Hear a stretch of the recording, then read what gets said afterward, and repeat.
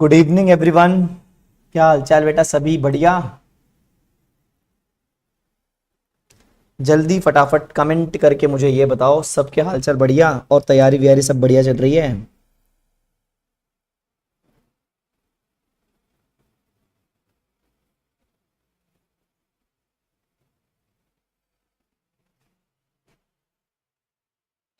Hello बेटा, आवाज आ रही है सभी को मेरी?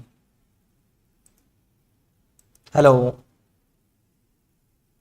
हेलो बेटा, आवाज आ रही है सभी को मेरी? डन। और बताओ, तैयारी सही चल रही है?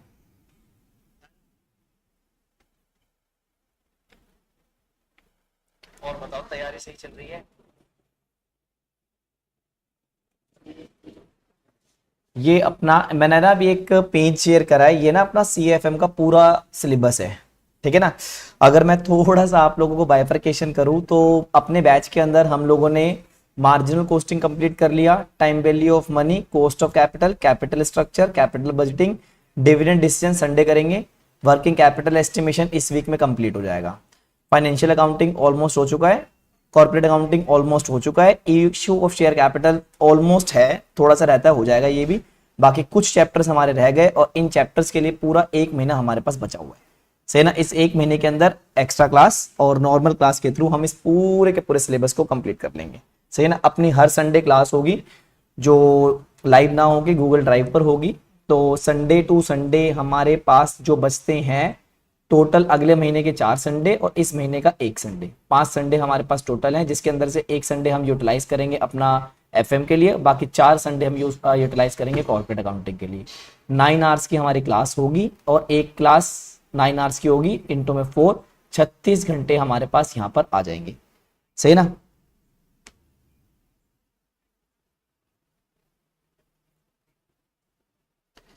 ये हमारा बेटा रेगुलर बैच में हुआ है। फिर उसके बाद हमारी जो 3 आवर्स की, मतलब 2.5 से 3 घंटे की जो नॉर्मल क्लास चलती है वो हमारी क्लास है। सही है ना? और सर कल मैंने एक डाउट भेजा था आपको, वो देख लेना एक बार यार। पीयूष है ना आपका नाम? मैं चेक करूं।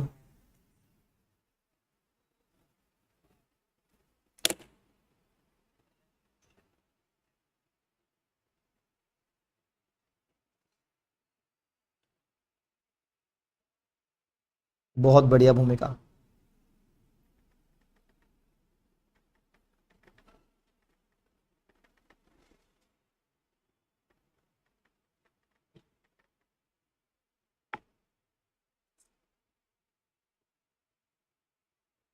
अच्छा, ये वाला डाउट यार मैं कराऊंगा। किस चीज का है ये?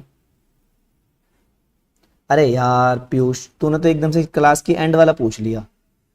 सही है ना? तो थोड़ा वेट कर यार, ये लास्ट वाली क्लास का टॉपिक है। अभी पहले redemption of preference share start तो होने दो। आप बहुत जल्दबाजी करते हो यार सभी बच्चे।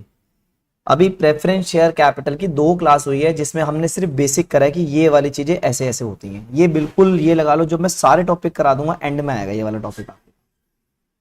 सही है ना? बहुत स्पीडली चलते हो यार आप लोग सभी, जिसकी वजह से ना आप खुद ही पजल हो जाते हो, कैसे करना है कैसे नहीं करना है, ये सारी बातें।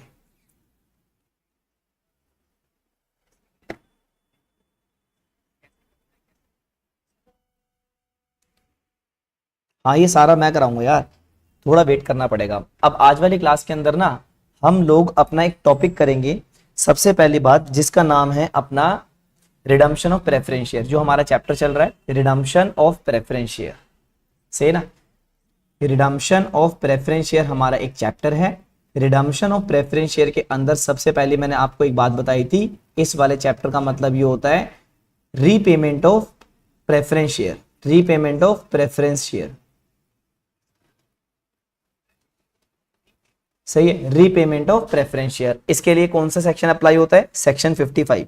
सेक्शन 55 का मतलब आप लोगों का section 55 subsection 1, subsection 2, subsection 3, 3 subsection उसके अंदर हैं, जिसमें यह बोला गया है कि कभी भी कंपनी प्रेफरेंस शेयर इशू कर सकती है, उसका मैक्सिमम टाइम 20 साल होता है। रिडम्पशन करने की कुछ condition, share must be fully paid up out of capital, out of free reserve. अगर प्रीमियम पे वापस कर रहे हैं तो उस केस के अंदर हम लोगों को ये देखना है कि आप लोगों का प्रीमियम किस अमाउंट से राइट ऑफ होगा। तो सबसे पहले हम यूज करेंगे as per section 52 securities premium, and then अगर वो अपना सफिशिएंट नहीं है तो हम यूज करेंगे जनरल रिजर्व और पीएनएल। सही है ना। Vidushi Garg, thank you so much बेटा। सर होमवर्क करने के बाद कुछ नया करने का सोचते हैं इसलिए आगे पहुंच जाते हैं।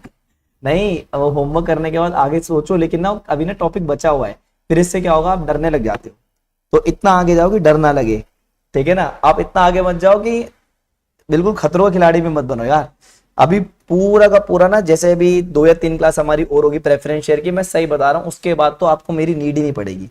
फिर तो आप खुद कोई सा भी क्वेश्चन उठाओगे ना, चाहे सीए के स्टडी मैट का उठा लो, सीए की किसी बुक का उठा लो, आप वो भी कर लोगे आराम से। तो इतना कॉन्फिडेंस आपके अंदर आ जाएगा, पर एक बार ना टॉपिक कंप्लीट हो जाए सारे के सारे। सही है। अब हम आज वाली क्लास के अंदर पता है क्या करेंगे, आज वाली क्लास के अंदर जो हमारा एक टॉपिक होना है, उस टॉपिक का नाम है सेल ऑफ इन्वेस्टमेंट। सही है ना, सेल ऑफ इन्वेस्टमेंट। अब ये सेल ऑफ इन्वेस्टमेंट का मतलब क्या है, सबसे पहले एक बारी मैं 2 मिनट के अंदर पूरा चैप्टर आपको रिकॉल करा देता हूं। हमारा चैप्टर चल रहा है redemption of preference share capital. इसके अंदर मैंने आप लोगों को बताया था रिडम्पशन एट पार भी हो सकता है, रिडम्पशन एट पार भी हो सकता है, और रिडम्पशन एट प्रीमियम भी हो सकता है। रिडम्पशन एट पार भी हो सकता है और रिडम्पशन एट प्रीमियम भी हो सकता है। रिडम्पशन एट पार भी और रिडम्पशन एट प्रीमियम भी। एट पार की अगर मैं बात करूं तो हमारे पास यहां पर 2 ऑप्शन है, 2 नहीं 3। या तो हम पूरा का पूरा पैसा आउट ऑफ क्या नाम है उसका फ्रेश इशू करेंगे,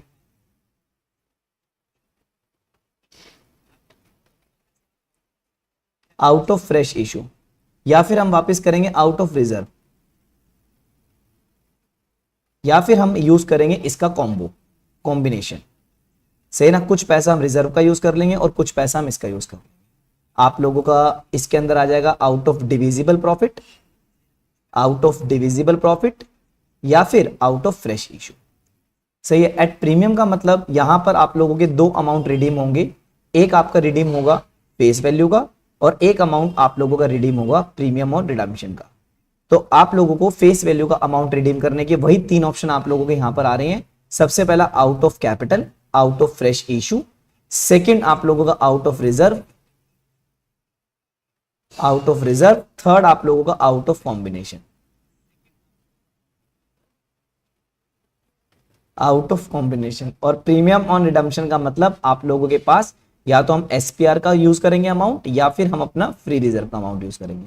सर फ्री रिजर्व में सबसे पहले प्रायोरिटी किसकी है, जनरल रिजर्व की, बाद में किसकी है, पीएनएल की। डन, हम लोगों ने ये सारा कराया था आप लोगों को। थोड़ा सा कॉन्फिडेंस आ गया आपके वजह से, तभी तो करते हैं सर।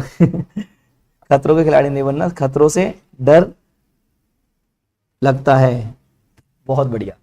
डन, ये अपने आप में क्रक्स है हम लोगों का पिछली 2 क्लासेस का। इसके अंदर फिर मैंने जर्नल एंट्री बताई थी। बेसिकली बच्चा ना जर्नल एंट्री को देखकर सोचता है, लेकिन मैंने अपनी इजी लैंग्वेज में उसे एक्सप्लेन करने की कोशिश करी थी। सबसे पहली बात, फेस वैल्यू को रिडीम करने के लिए आप लोग या तो डिविजिबल प्रॉफिट या फ्रेश इशू या दोनों का कॉम्बिनेशन यूज करोगे। अगर एट प्रीमियम वापस करना चाहते हो तो उसके लिए फेस वैल्यू का अमाउंट फेस वैल्यू से रिडीम करेंगे और नॉर्मल का अमाउंट नॉर्मल से यूज करेंगे। सही है ना। आज वाली क्लास के अंदर एक बहुत इंपॉर्टेंट टॉपिक मैं आप लोगों को कराने जा रहा हूं, जिसके अंदर रहेगा प्रेफरेंस शेयर। अब प्रेफरेंस शेयर के अंदर बेसिकली आप लोगों को कैश का आउटफ्लो होता है। तो कैश का आउटफ्लो होने का मतलब क्या है कि कैश मेरे यहां से जाएगा। जैसे ना मैं एक छोटा सा एग्जांपल आप लोगों को देता हूं। मान लो मेरी एक कंपनी है पल्लव लिमिटेड। सही है।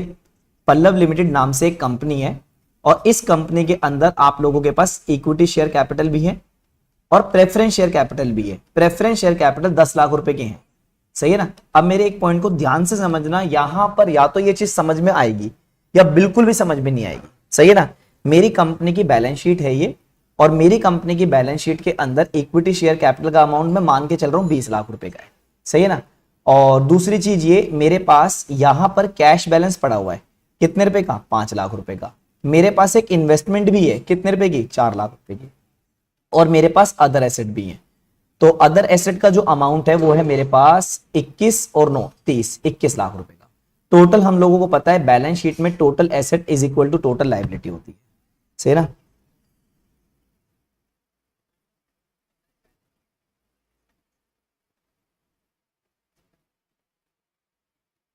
Thank you so much Piyush भाई। Good evening Lalita ji. मैं पहले डायरेक्ट स्कैनर पे जाती थी तो कॉन्फिडेंस डाउन हो जाता था, अब नहीं करती तो कॉन्फिडेंट रहती हूँ। पूरा स्कैनर कराने वाला हूँ मैं, और यूट्यूब पे लाइव कराऊंगा स्कैनर, तो भाई साहब कॉन्फिडेंस में और अच्छा कर दूंगा। लेकिन क्या होता है, जो क्लास में क्वेश्चंस होते हैं ना, उसका थोड़ा सा लेवल कम होता है, और जो स्कैनर है, स्कैनर में तो यार पता नहीं किस किस लेवल के दे रखे हैं। मैं सही बता रहा हूँ, तब जब मैं एक बार स्कैनर कराऊंगा ना भाई साहब, पूरी बुक आप लोगों को रट जाएगी अच्छे तरीके से। सही है, थोड़ा सा आप लोगों को मुझे टाइम देना पड़ेगा। अगर मैंने अभी मिक्सिंग कर दी ना यार, तो जैसे मान लो अभी मैं स्कैनर भी लेकर बैठ गया, मैं सारी चीजें लेकर बैठ गया, तो यार सिलेबस थोड़ा सा आगे खींच जाएगा। अब सबको यार सारी चीजें एक साथ नहीं मिल सकती, आपको स्कैनर भी अभी करना है, सिलेबस पे भी करना है, और 30 अक्टूबर तक फ्री हो जाना है, फिर आप खुद करोगे। मेरे को कोई दिक्कत नहीं है, लेकिन इसके लिए टाइम भी चाहिए होता है। अपना जो corporate accounting and financial management का सिलेबस है ना भाई साहब, वो 300 से 350 घंटे चले जाता है। सही है ना, और आपको रजिस्टर भी पता है दबा के भरते हैं। आप लोग खुद इस चीज के गवाह हो, क्लास में बैठते हो, सारे क्वेश्चंस प्रैक्टिस करते हो, तो आपको पता है कितना टाइम कंज्यूमिंग ये सब्जेक्ट है। सही है ना। बेसिकली ग्रुप फर्स्ट के अंदर जो मेरा पर्सनल एक ऑब्जर्वेशन है, company law, corporate accounting, financial management, tax और एसएलसीएम, इन चार का सिलेबस थोड़ा वास्ट है। बाकी तीन का कह सकता हूँ ड्यूरेशन कम है। देखो कंटेंट उनके अंदर भी बहुत ज्यादा रेलिवेंट है, मैं ये नहीं कहूंगा कि वो तीन कम इंपॉर्टेंट है, सारे ही इंपॉर्टेंट है, लेकिन उनका ड्यूरेशन कम है, इनका ड्यूरेशन ज्यादा है। सही है ना, तो इसके अकॉर्डिंग यार पेशेंस भी रखना पड़ेगा। अब मैं आपके कहने पर भागम भाग कर दूं, आपको कुछ समझ में ना आए, उसका क्या फायदा। सही ना। इतना गारंटी है जैसे 30 अक्टूबर आएगा ना, 30 अक्टूबर से पहले का मेरा वैसे टारगेट है, और मुझे अपने ऊपर पूरा विश्वास है, मैं करा दूंगा। भाई साहब अगर कोई भी टॉपिक छूट जाए ना, चाहे वो मेरे पास रेगुलर वाला बैच का हो, चाहे वो फास्ट ट्रैक वाले का, आप मुझे मैसेज कर दो, मैं आपको करा दूंगा। यार कभी कभार क्या होता है, एक क्लैरिकल एरर हम लोगों से भी हो जाता है। सही है ना, हम भी एक इंसान है। और मेरे मतलब मैंने तो टाइपिंग के लिए भी मतलब टाइपिंग का काम भी मैं आउटसोर्स करता हूँ, जिसकी वजह से वहां पे छोटा मोटा क्लैरिकल एरर हो जाता है, प्लस माइनस इधर उधर। तो कोई भी दिक्कत आती है आप मुझे बताओ। सही है ना, सॉल्यूशन के लिए मैं बैठा हूँ। सीधी सी बात है, अगर किसी चीज का कोई पेशेंट है, तो जिस डॉक्टर के पास उसे जाना है, जिस चीज की वो बीमारी है, उसी डॉक्टर के पास हो जाएगा ना। सिमिलरली मैं आप लोगों को सीएफएम टीच कराता हूँ, तो सीएफएम से रिलेटेड अगर कोई भी डाउट है आप मुझे बताओ। सर नहीं समझ में आया, कोई दिक्कत नहीं, आप मुझे बताओ। कोई एक आधा पॉइंट हो जाता है हमने सुना ना हो क्लास के टाइम पर, सही है ना, तो हम बता देंगे, मना कभी करेंगे नहीं। Vedika Goyal, thank you so much बेटा। यार पोलाइटनेस तो मैं पूरी रखता हूँ, मुझे कोई दिक्कत नहीं है, लेकिन अभी ना थोड़ा सा बच्चा खुद ही बिखर चुका है। ठीक है ना। हैव सम पेशेंस, सिलेबस पूरा होगा। जितनी एक्सपेक्टेशन आप लोगों की सीएस बनने की है, उतनी मेरी एक एक्सपेक्टेशन आप लोगों को सीएस बनते हुए देखने की है। भाई जब 25 अगस्त आएगा, तो 25 अगस्त को मुझे आप लोगों, सॉरी 25 फरवरी, 25 अगस्त तो अभी गया है, मेरे को आप लोगों के रिजल्ट पर सिर्फ ये वाला एक लेटर देखना है, और कुछ नहीं देखना। सही है ना। प्लस अदर सब्जेक्ट में तो आपके बहुत ही अच्छे मार्क्स आने वाले हैं, मुझे पता है। मेरे को सीएफएम के अंदर भाई 80+ का टारगेट चाहिए। सही है ना, और वो मैं दिलवा दूंगा, इस चीज की गारंटी है। ठीक है ना, तो ये मैं चाहता हूं आए, और आएंगे भी। बच्चे इस बार काफी अच्छी मेहनत कर रहे हैं, बहुत बढ़िया तरीके से मेहनत वो कर रहे हैं। सही है ना, तो उनका रिस्पॉन्स भी बता रहा है, उनका कॉन्फिडेंस भी बता रहा है। ठीक है ना। और बेटा गरिमा, कभी भी डाउट के लिए तो मैंने किसी को ही मना नहीं करा, और आप लोग तो बिल्कुल ही कनेक्टेड हो यार मुझसे, तो मैं क्यों मना करूंगा। एफएम के लिए यार कोशिश मेरी रहेगी, सारा स्कैनर में करा दूंगा। सही है ना। तो थोड़ा सा आप लोगों को पेशेंस रखना पड़ेगा, टाइम हमारे पास अभी भी अच्छा खासा है, डरने की नीड नहीं है यार। 30 अक्टूबर के बाद भी आपके पास 50 दिन है, 50 दिन क्या करोगे। अगर जिसके दो ग्रुप है, अगर आपने भाई दोनों ग्रुप के लिए ठानी हुई है, तो एफर्ट उसके अकॉर्डिंग लगेगी। अगर आपने एक ग्रुप के लिए सोचा हुआ है, तो इसके अकॉर्डिंग लगेगी। अब आप ये मत सोचो सामने वाला कर रहा है मैं नहीं कर पा रहा, तो कोई दिक्कत वाली बात नहीं है, उसको आपको मैनेज करके चलना है बस। अब मन में ये ठान लो, दो ग्रुप के लिए सोचा तो दो निकालने, एक के सोचा एक निकाल। ये तो सोचना ही नहीं है, नहीं हो पाएगा ये, नहीं, नेगेटिव थॉट मत आने दो। ठीक है ना। और कोई भी डाउट हो, मेरे से कोई गलती हो जाए मुझे बता दो कि भाई ये पीडीएफ में गलती हो गई है, नोट्स हो गए, सारे नोट्स पर्सनली मैं खुद बना रहा हूँ। तो कभी कभार हो जाती है यार, हम भी एक ह्यूमन बीइंग है, कोई मशीन थोड़ी है, कोई एआई थोड़ी है कि 100% एक्यूरेसी के साथ सामने आ जाएंगे। कभी कभार बोलते भी हो जाती है, तो उसमें कोई इंटेंशन नहीं होती, अनइंटेंशनली होता है ये। एक बच्चा है, वो ये कह रहा है कि एक पीडीएफ में एक छोटी सी गलती हो गई है, एक साइड एक कॉलम में दूसरी जगह का नाम आ गया, दूसरी जगह पहले का नाम आ गया, दिखा दे भाई, बता दूंगा मैं। ठीक है ना, टारगेट ओनली पास नहीं, टारगेट 80। ठीक है साक्षी। बच्चा खुद ही लगा पड़ा है, अरे ये हो गया वो हो गया, जज करने में लगा हुआ यार। और बकायदा एक टीचर क्यों गलत करेगा किसी के साथ, ठीक है ना। अब सबसे पहली बात इधर ध्यान देना, अब हमारे पास क्या है, करें स्टार्टअप। सीए में तो आपने कॉन्फिडेंस ला दिया है, पर एफएम में होगा धीरे धीरे, जैसे जैसे आप करवाओगे उस टाइम भी आ जाएगा। हाँ हाँ यार बिल्कुल आ जाएगा, अभी सीए कर रहे हैं बाद में एफएम करेंगे, ठीक है ना, आराम से आ जाएगा, उसकी तुम चिंता मेरे ऊपर छोड़ दो। पर लेकिन लगे हाथ अपने साथ भी प्रैक्टिस करते रहना, क्योंकि corporate accounting and financial management में अगर रेगुलर प्रैक्टिस नहीं होगी तो किसी भी तरीके से इसका कुछ नहीं होने वाला आगे, सही है ना। तो जितना पहले आपको कराया जा रहा है उसको अच्छे ढंग से रिवाइज करो, सारी चीजें करो, और मैंने सारे नोट्स आप लोगों के साथ शेयर करे हुए, आप उसमें से देख भी लो। अब सबसे पहली बात तो ये आप लोगों का, मैं ये वाला टॉपिक करा रहा था, आज वाली क्लास के अंदर हमारा ये टॉपिक होगा सेल ऑफ इन्वेस्टमेंट। अच्छा मुझे एक बात बताओ, मेरी कंपनी के अंदर प्रेफरेंस शेयर कैपिटल 10 लाख रुपए की है, सही है, और मेरे पास कैश कितने का पड़ा हुआ है, 5 लाख रुपए का।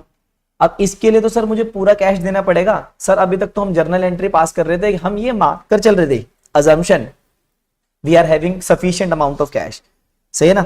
लेकिन अब सीधी सी बात है, आप लोगों के पास, मुझे एक बात बताओ, कैश होना भी तो चाहिए ना पे करने के लिए। तो मेरे पास 4 लाख रुपए तो यहां से आ गए, सॉरी 5 लाख रुपए तो यहां से आ गए, आया ना। अब सीधी सी बात है, मुझे 5 लाख रुपए का और इंतजाम करना है, तभी तो मैं 10 लाख रुपए पे कर पाऊंगा। अब मेरे पास एक ऑप्शन क्या है, एक ऑप्शन तो मेरे पास ये बच जाता है कि मैं नए वाले शेयर इशू कर दूं 10 लाख रुपए के।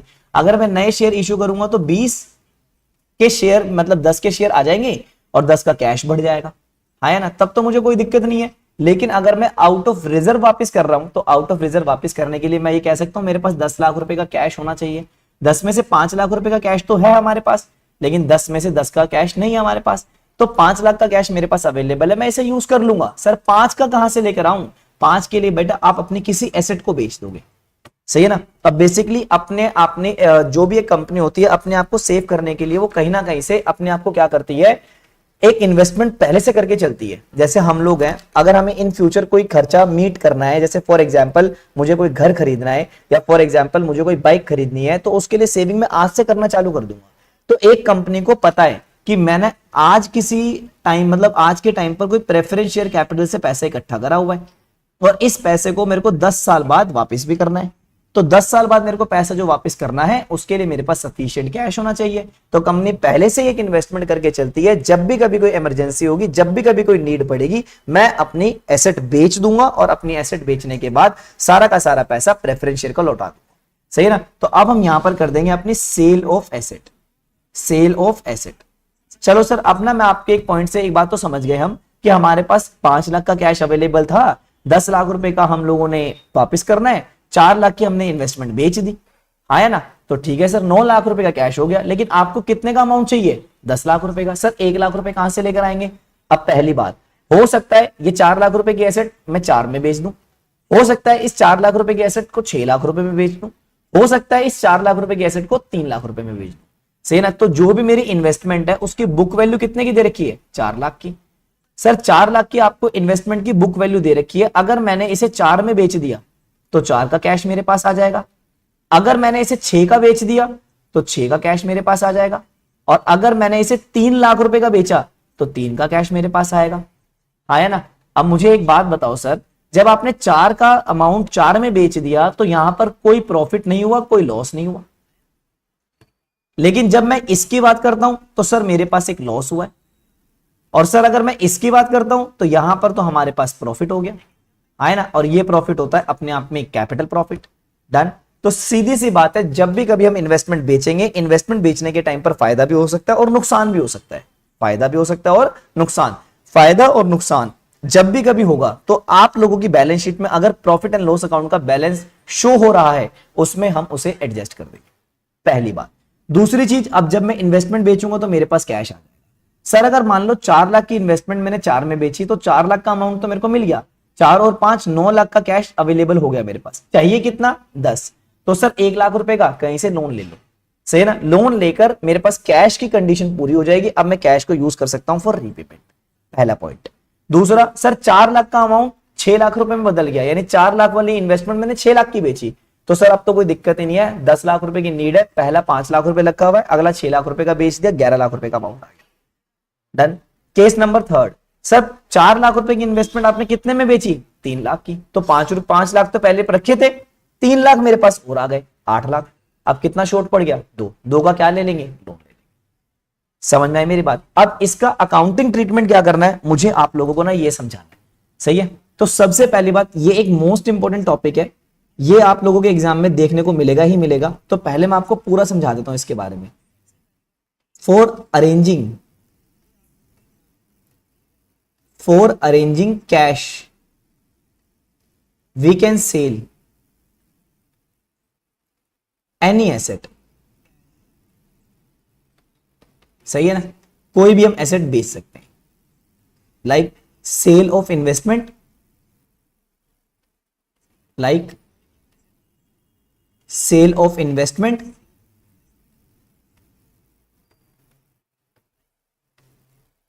सही है, या sale of other asset, sale of other asset, sale of investment या sale of other asset. Done.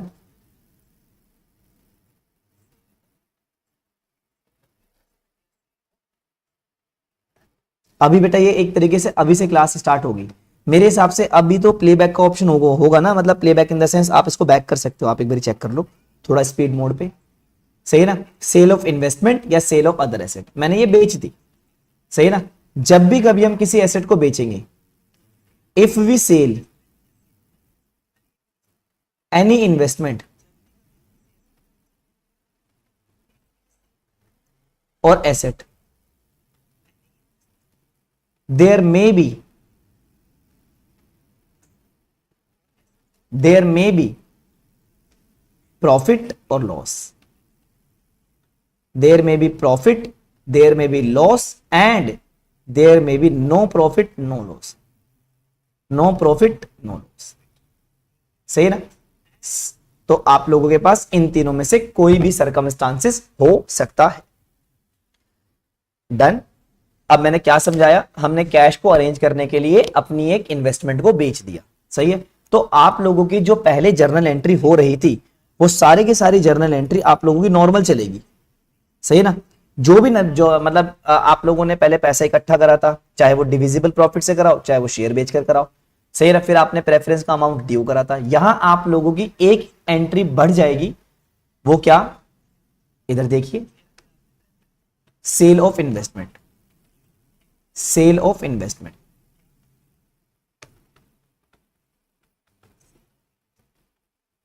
से ना? Sale of investment at par, sale of investment at profit, and sale of investment at loss.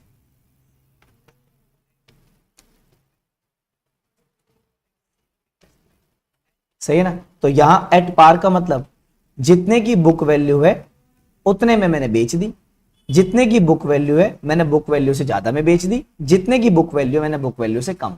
For example, हम लोगों की investment की जो book value है वो है 4 लाख रुपए, हमने ये इन्वेस्टमेंट 4 लाख रुपए में बेच दी होगी, या हमने ये इन्वेस्टमेंट 6 लाख रुपए में बेची होगी, या हमने ये इन्वेस्टमेंट 3 लाख रुपए। सर अब इसका जर्नल एंट्री पर क्या इंपैक्ट पड़ेगा, आप हमें वो बता दो। बिल्कुल बेटा, एक सेकंड रुको। इसकी जर्नल एंट्री आप लोगों की क्या होगी? एट पार का मतलब है bank account debit to investment, bank account debit to investment, ये आप लोगों का जर्नल एंट्री पास हो जाएगी। अब इन्वेस्टमेंट खत्म और बैंक बैलेंस बढ़ जाएगा, सही है? अगर मैंने ये इन्वेस्टमेंट प्रॉफिट पर बेची तो प्रॉफिट का नेचर होता है क्रेडिट, अब ये क्रेडिट साइड आ जाएगा, तो क्या फर्क पड़ेगा? Bank account debit, bank account debit to investment and to profit on sale of investment, profit on sale of investment. ये अमाउंट हो गया आप लोगों का 6 लाख रुपए का, ये अमाउंट हो गया 4 लाख रुपए का, ये अमाउंट हो गया 2 लाख रुपए का, और यहां अमाउंट आ गया 4 लाख रुपए का, यहां अमाउंट आ गया 4 लाख। इन तीनों में से कोई एक केस होगा, तीनों ही नहीं आएंगे क्वेश्चन में, सही है ना? लास्ट, अब आप लोगों ने यहां लॉस में बेची है और लॉस कितने का हुआ है? 1 लाख का, तो आप लोगों की एंट्री हो जाएगी इसकी bank account debit loss on sale of investment, loss account debit to investment. तो यह आपकी बैंक बैलेंस बढ़ जाएगा 3 लाख रुपए से, 1 लाख का हो गया लॉस और 4 लाख रुपए की आपकी इन्वेस्टमेंट है। बिल्कुल सही। 11th में भी जो सिखाया जाता है वो लाइफ टाइम काम आता है। तो जब भी कभी कोई आप एसेट बेचोगे उसकी जर्नल एंट्री आप लोगों की ये वाली हो जाएगी। क्या मेरा पॉइंट समझ में आया ये?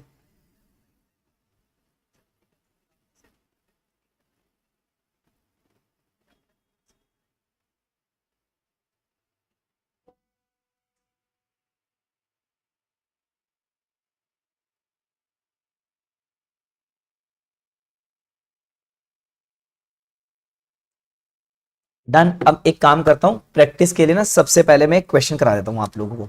अब एक चीज ध्यान रखना, आज रिडम्पशन ऑफ प्रेफरेंस शेयर की हमारी क्लास 3rd है, क्लास 2 फर्स्ट, मतलब first and second both class आप लोगों के लिए मैंडेटरी है, वो जरूर देख लेना आप लोग, सही है ना। अब एक क्वेश्चन मैं आप लोगों को कराता हूं बहुत बढ़िया सा, ताकि जिससे ना इस चैप्टर के अंदर और इस टॉपिक के अंदर कॉन्फिडेंस आ जाए।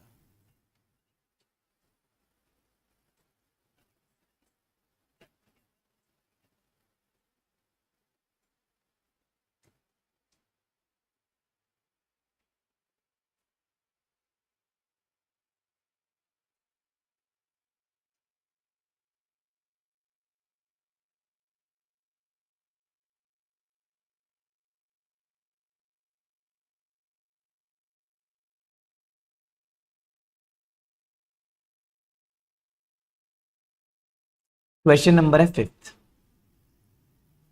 2 मिनट लगाकर आप सबसे पहले सारा का सारा क्वेश्चन रीड करो।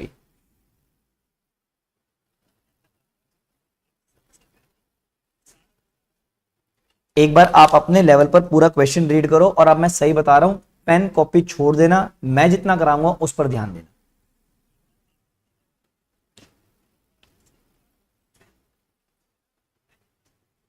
मैं 9:38 हो रहे हैं, 1 मिनट का टाइम सिर्फ क्वेश्चन रीड करना है, मैं भी रीड करूंगा, एक बार मैं आपसे करवा रहा हूं। हाँ जी ईशु अग्रवाल, बहुत बढ़िया। जब भी कभी कंपनी के पास कैश का अमाउंट कम पड़ रहा होता है तो कंपनी किसी एसेट को बेच देती है या कहीं से बोरोविंग करती है।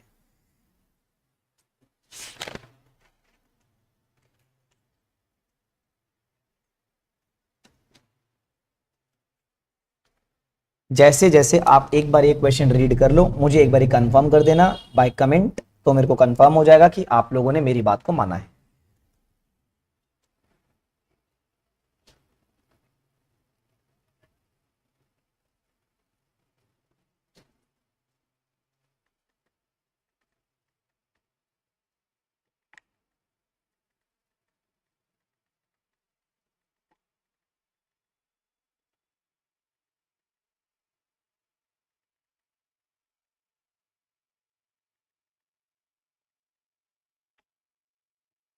डन। अब मेरे एक एक पॉइंट पर ध्यान देना।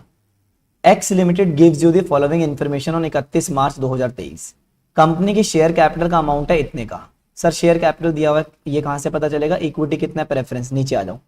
The company share capital consist 50 rupees each, equity share इतने का, और जो प्रेफरेंस शेयर है वो 65,000 रुपए के हैं, सही है ना। यानी इसके अंदर दो तरीके की कैपिटल है, एक इक्विटी शेयर कैपिटल और एक प्रेफरेंस शेयर कैपिटल है। इक्विटी शेयर कैपिटल की जो फेस वैल्यू है 2,25,000, प्रेफरेंस शेयर की जो फेस वैल्यू है वो है 65,000, सही है।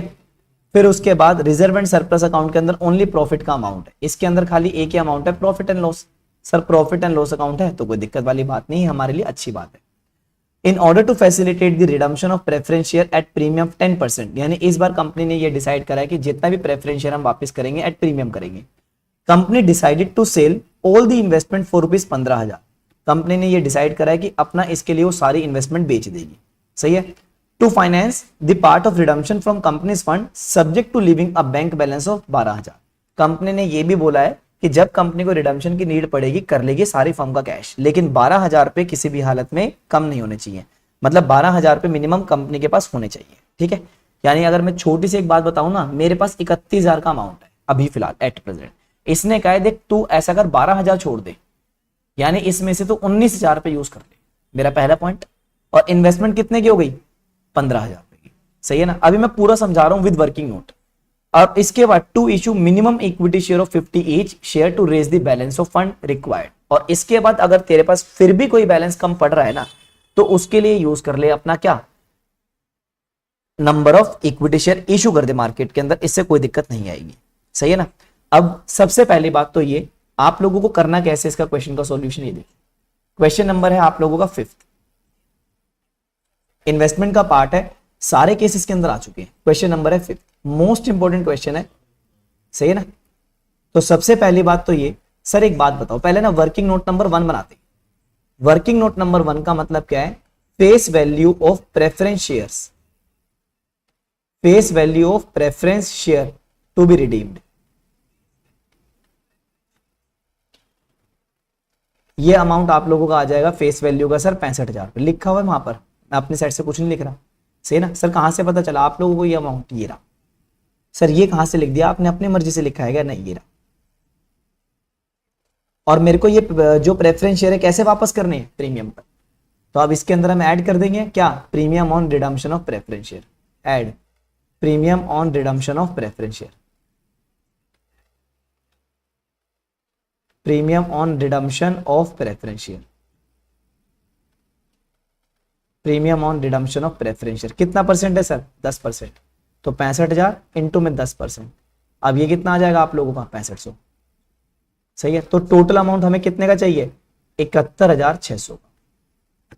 सही है, 71,600 का हमें अमाउंट चाहिए, amount required for redemption, amount required for redemption.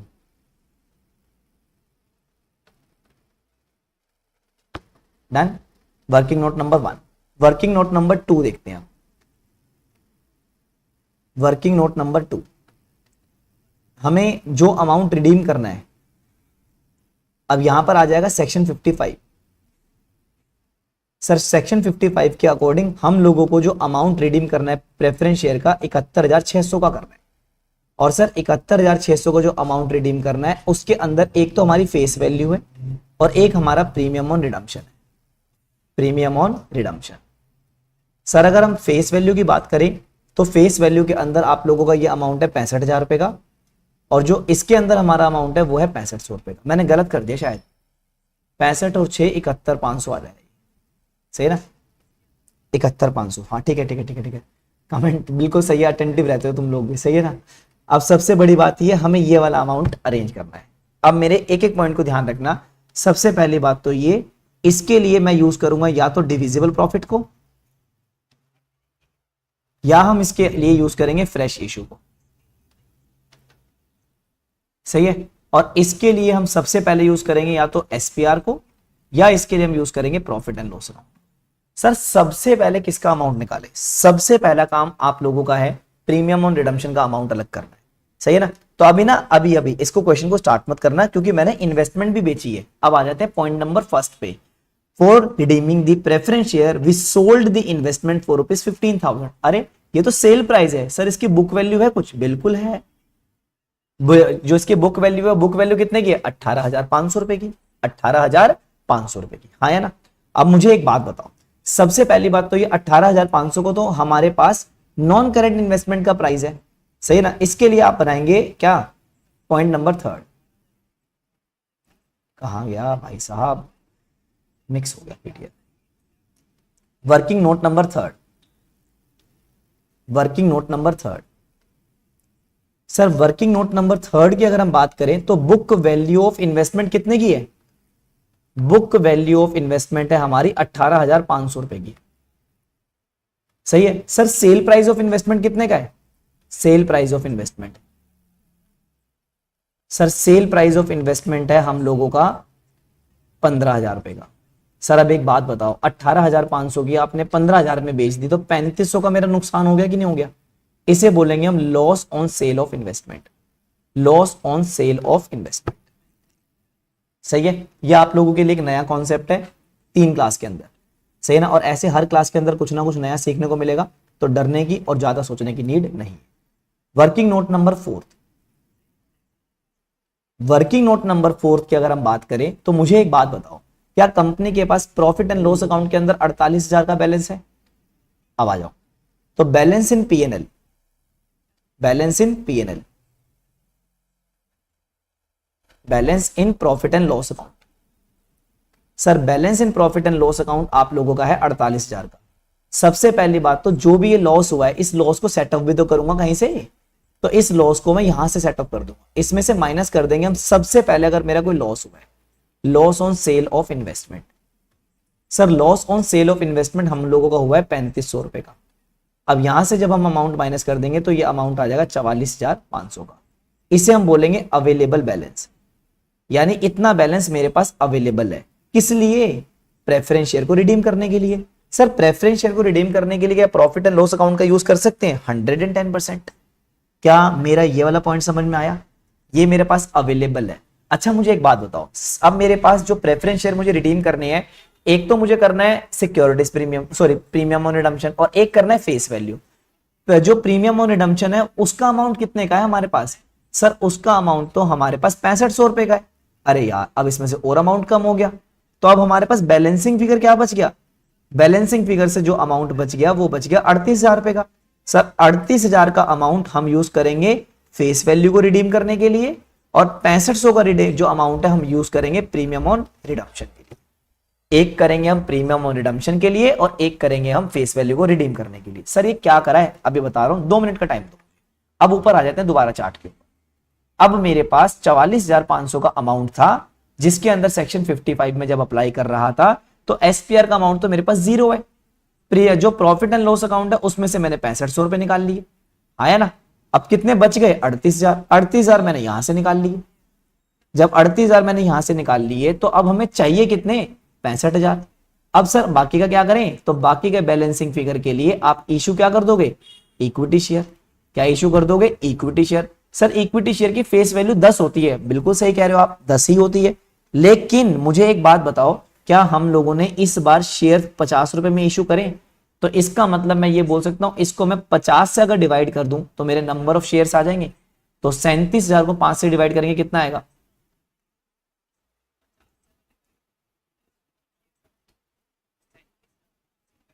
7400। 7400 shares हम लोग क्या कर देंगे? इशू। 7400 या 740? 740 आई थिंक, एक बार चेक कर लेना यार। एक जीरो से एक जीरो गया, 740, यानी 740 इक्विटी शेयर हम नए वाले इशू करेंगे। किस लिए? अपने प्रेफरेंस शेयर को रिडीम करने के लिए, अपने प्रेफरेंस शेयर को रिडीम करने के लिए। डन।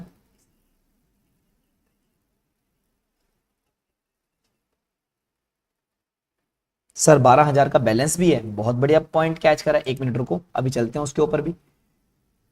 अभी उसके लिए मैं आपको बताता हूं, पूरा अकाउंटिंग ट्रीटमेंट में बताता हूं, सही है ना। अब आ जाते हैं, ये तो मैंने सेक्शन 55 की कंप्लाइंसेस कर दी। अब इधर आ जाते हैं हम।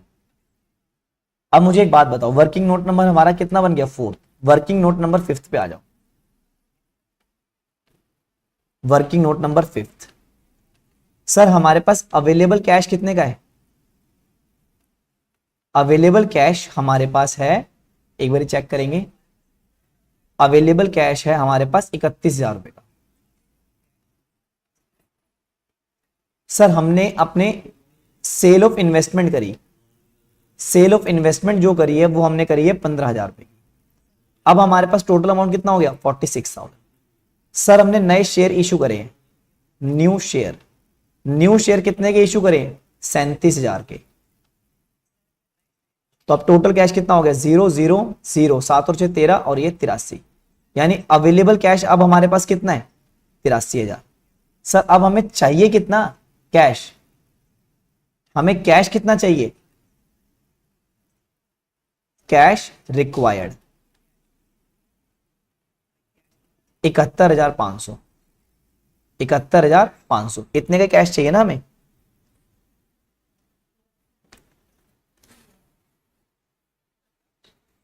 ठीक है, अब हमारे पास कितना अवेलेबल बचेगा कैश? अगर मैं 71,500 यूज कर लूंगा तो मेरे हिसाब से 11,500 रुपए का अमाउंट बच जाएगा। बट सर क्वेश्चन के अंदर एक पॉइंट लिखा हुआ है, there should be a minimum cash balance कितने रुपए का होना चाहिए? 12,000 रुपए का। आप एक बार ये चीज जरूर चेक कर लेना, कुछ अमाउंट मिस ना हो रहा हो बस हमसे। अवेलेबल बैलेंस हमें इतने का छोड़ना है, हमने इन्वेस्टमेंट अपनी बेच दी, कैश और बैंक का बैलेंस हमारे पास इतने का, ठीक है सब कुछ। तो आप लोगों के पास ये आ गया 31,000 का, ये 15,000, ये 46,000, 46 और 37 83,000 चाहिए इतने का। अब इसको कैसे करना है वो देखते हैं। सबसे पहली बात, अब इसको हटा दो आप, सही है। अब इसको भी हटा दो 1 मिनट के लिए, सही है। अब इसमें से माइनस कर दो मिनिमम बैलेंस। मिनिमम बैलेंस मुझे अपने पास कितने रुपए का रखना है, 12,000 रुपए का, आया ना। तो अब कितना अमाउंट बच गया मेरे पास, 71,000 रुपए का। ये हो गया मेरे पास net available balance for redemption, आया ना, net available balance for redemption. Sir एक बात बताओ, आपको तो 71,500 चाहिए और हमारे पास कितना अवेलेबल है, 71। सर 500 रुपए कहां से लाए, अब 500 रुपए की आप क्या करोगे, बोरोविंग, सही है। तो हम इसके लिए करेंगे बोरोविंग, और कितने रुपए की कर लेंगे, 500 रुपए की। सर ये भी ध्यान में रखना है, हाँ जी। इसके बाद आप लोगों के पास सफिशिएंट अमाउंट 71,500 का। फ्रेश इशू 37 या एक बार चेक करते हैं यार, सही कह रहे हो आप, मैंने कोई मतलब उसमें शायद कोई गलती कर दी, 1 सेकंड रुको बस आप।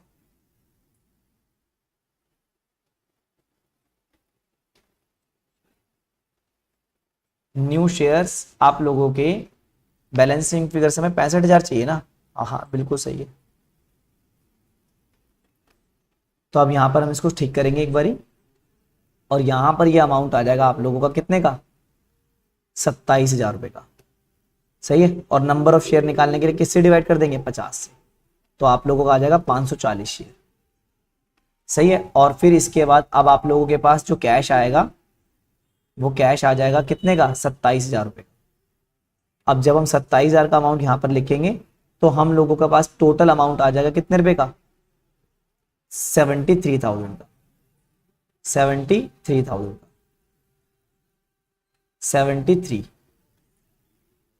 73। अब 73 में से कितना कैश हमें रखना है, 12। तो कितना अवेलेबल है हमारे पास, 61,000। और कितना और चाहिए, 10,500, 10,500। तो इतने की हम क्या कर लेंगे, बोरोविंग। ये आपका आ गया बैलेंसिंग फिगर, डन। ये था इसके अंदर, ये आपकी कैश पोजीशन बन गई। ये मैंने पांचों के पांचों वर्किंग नोट बता दिए, एक बारी मैं दोबारा आप लोगों को करा रहा हूं, सामने ध्यान देना सभी।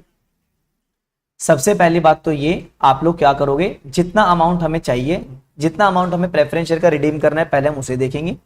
सेकंड पॉइंट के अंदर हम लोग क्या करेंगे, जितना अमाउंट हमें रिडीम करना है, सेक्शन 55 की कंप्लायंस करेंगे, 71,500, जिसके अंदर हमने फेस वैल्यू को अलग कर दिया और प्रीमियम ऑन रिडम्पशन को अलग कर दिया।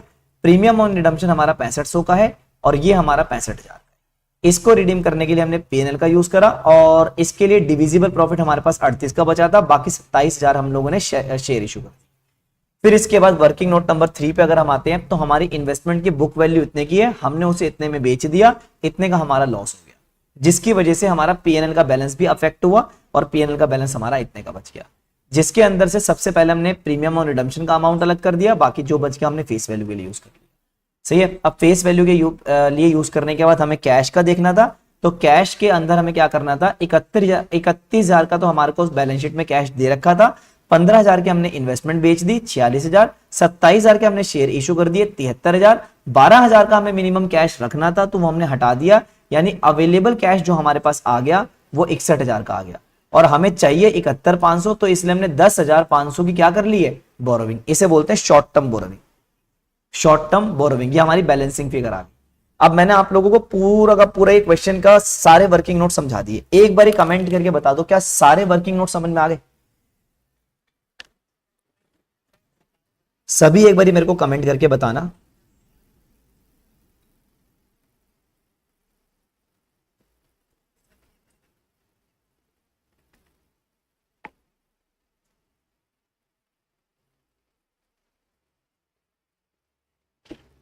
डन। अब इसकी हमें पास करनी है जर्नल एंट्री, एक एक करके जर्नल एंट्री पर ध्यान देना।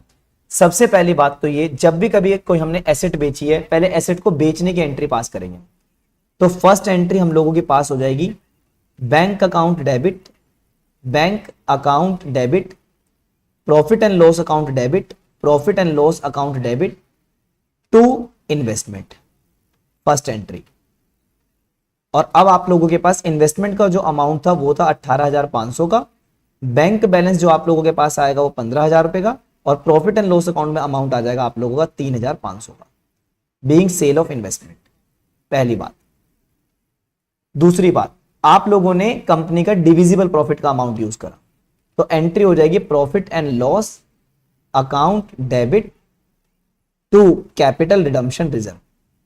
कितने रुपए का अमाउंट हमने यूज करा है? 38,000 रुपए का, 38,000 रुपए का, being amount transfer to CRR.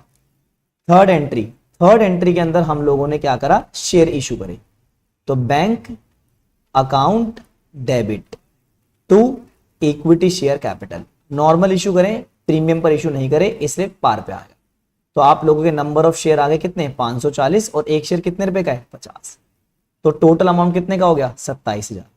अब जो हमें फेस वैल्यू रिडीम करनी है वो 65,000 की रिडीम करनी है, जिसके लिए आप इन दोनों अमाउंट का जब टोटल करोगे तो 65,000 के बराबर है। एंट्री नंबर 4, आप प्रेफरेंस शेयर का अमाउंट क्या कर दोगे? कलेक्ट। तो एंट्री नंबर 4 आ जाएगी। एंट्री नंबर 4 के अंदर हम कर देंगे प्रेफरेंस शेयर। एक बार परसेंटेज देख लेते प्रेफरेंस शेयर की।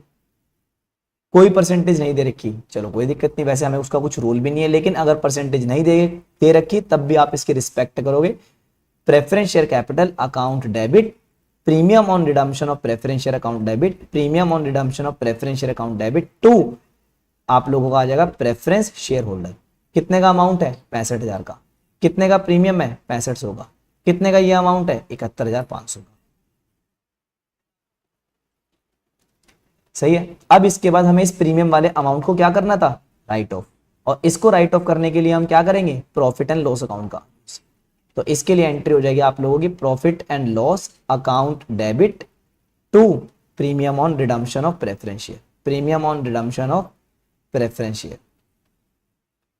अब ये अमाउंट आप लोगों का कितने का था? 6500 रुपए का। ये हम लोगों ने यहां से अरेंज कर दिया। डन। अब क्योंकि मेरे पास कैश अभी शॉर्ट पड़ रहा है, कैश अगर शॉर्ट पड़ रहा है तो उसके लिए मैं कहीं से बोरोविंग करूंगा, और बोरोविंग करने के लिए मैंने छोटा सा बैंक लोन लिया है। तो 6th एंट्री हो जाएगी आप लोगों की bank account debit to bank loan, जो मैंने शॉर्टफॉल की वजह से अपना कैश अरेंज करा है। कितने रुपए का लोन लिया था? 10,500 का। अब देखा जाए तो मेरे पास सारा अमाउंट इकट्ठा हो चुका है, जितना भी मुझे इकट्ठा करना है। सही ना? मुझे 2 मिनट का टाइम दो विद्योशी, अभी बता दो। फिर इसके बाद अब मेरे पास सारा अमाउंट जब इकट्ठा हो चुका है तो लास्ट जर्नल एंट्री हम क्या कर देंगे? प्रेफरेंस शेयर को वापस कर देंगे। Preference share holder account debit to bank, और ये अमाउंट आ जाएगा आप लोगों का 71,500 और 71,500। 2 मिनट का मुझे टाइम दो, एक बार मैं पूरा क्वेश्चन आप लोगों को करा देता हूं, फिर सारे डाउट ना ऑटोमेटिकली समझ में आ जाएंगे। ये आप लोगों की सभी जर्नल एंट्री पास हो गई। फर्स्ट, आप लोगों ने जो इन्वेस्टमेंट बेची उसकी जर्नल एंट्री। सेकंड, जो आप लोगों ने डिविजिबल प्रॉफिट का अमाउंट ट्रांसफर करा उसकी एंट्री। थर्ड, जो आपने अपने शेयर्स इशू करे उसकी एंट्री। फोर्थ, आपने प्रेफरेंस शेयर का अमाउंट ड्यू करा। फिफ्थ, आप लोगों ने प्रीमियम ऑन रिडम्पशन का रिटर्न ऑफ करा। सिक्स्थ, आप लोगों ने कुछ बोरोविंग करी। सेवंथ, आप लोगों ने क्या करा? सारे प्रेफरेंस शेयर होल्डर का अमाउंट पे कर दिया। सही है। अच्छा सर, अब एक काम करते हैं, हम ना इसकी एक बैलेंस शीट भी बना लेते हैं, ताकि ना फिर हमारे सारे डाउट क्लियर हो जाएंगे एक बार। कोई दिक्कत नहीं। अब एक एक करके आइटम लिखते हैं। अगर मैं इसकी नई वाली बैलेंस शीट बनाऊं, साइड में बना रहा हूं ताकि क्वेश्चन के साथ में रहे, अलग से भी बना सकते हैं, कोई दिक्कत वाली बात नहीं है। सबसे पहली बात तो ये आप लोगों के पास आ जाएगा शेयर होल्डर फंड। तो शेयर होल्डर फंड के अंदर आप लोगों के पास एक अमाउंट है इक्विटी शेयर कैपिटल का, और एक अमाउंट है प्रेफरेंस, वो तो रिडीम हो चुका। तो पुराने वाले इक्विटी जो नंबर ऑफ शेयर है वो कितने के थे? 2,25,000 के। सही है। नए शेयर हमने कितने के इशू करे? 27,000 के। तो पुराने वाले शेयर थे 2,25,000 के, प्लस 27,000 के आपने नए वाले शेयर इशू कर दिए। तो टोटल अमाउंट कितने का हो गया? 2,52,000। 2,52,000। दूसरी चीज, अब बात करते हैं सर रिजर्व एंड सरप्लस की। सर रिजर्व एंड सरप्लस में से प्रॉफिट एंड लॉस अकाउंट तो बिल्कुल खत्म हो गया हमारा, जिसका अमाउंट पहले कितने का था हमारे पास? 48,000। लेकिन उसमें से कुछ जगह किसने ले ली? सीआरआर ने। सीआरआर के अंदर हमारा कितना अमाउंट आ चुका है? 38,000। कितने रुपए का? 38,000। 38,000 है, सॉरी 38,000। ठीक है ना? अच्छा ठीक है सर, अब आगे बताओ। आगे आपका करंट लायबिलिटी, आगे क्या आ जाएगा? Current liability third. Sir current liability के अंदर सबसे पहला तो हमें दे रखा है क्रेडिटर, और दूसरा जो मैंने शॉर्ट टर्म बोरोविंग करी है, शॉर्ट टर्म बोरोविंग हमने करी है 10,500 की, और जो हमारे पास क्रेडिटर का अमाउंट है वो क्रेडिटर का अमाउंट हम लोगों के पास है 56,500, 56,500। तो आप लोगों की बैलेंस शीट की लायबिलिटी साइड कंप्लीट। सही है। एक बार सर अब एसेट साइड भी बनाते हैं। तो एसेट साइड के अंदर अगर हम बात करेंगे तो एसेट साइड में क्या चेंज आया है सर, एक बात बताओ। प्रॉपर्टी प्लांट इक्विपमेंट में तो कोई भी चेंज नहीं है, वो डिट्टो सेम आ जाएगा। Point number first, property plant equipment 3,45,000, 3,45,000, ठीक है। Second sir, non current investment तो बेच दी, तो अब वो कितने की हो गई, जीरो, लिखने की भी नीड नहीं है। सही है ना। फिर उसके बाद sir cash and cash equivalent जो हमारे पास बैलेंस है, तो कैश का बैलेंस अब हमारे पास कितने का रह जाएगा, 12,000 रुपए। कितने रुपए का रह गया, 12,000 रुपए। अब हमारे पास टोटल अमाउंट कितना हो गया, 3,57,000। एक बार ऊपर वाला अमाउंट टोटल करके बताओ मुझे कितना आ रहा है, 2,52,000,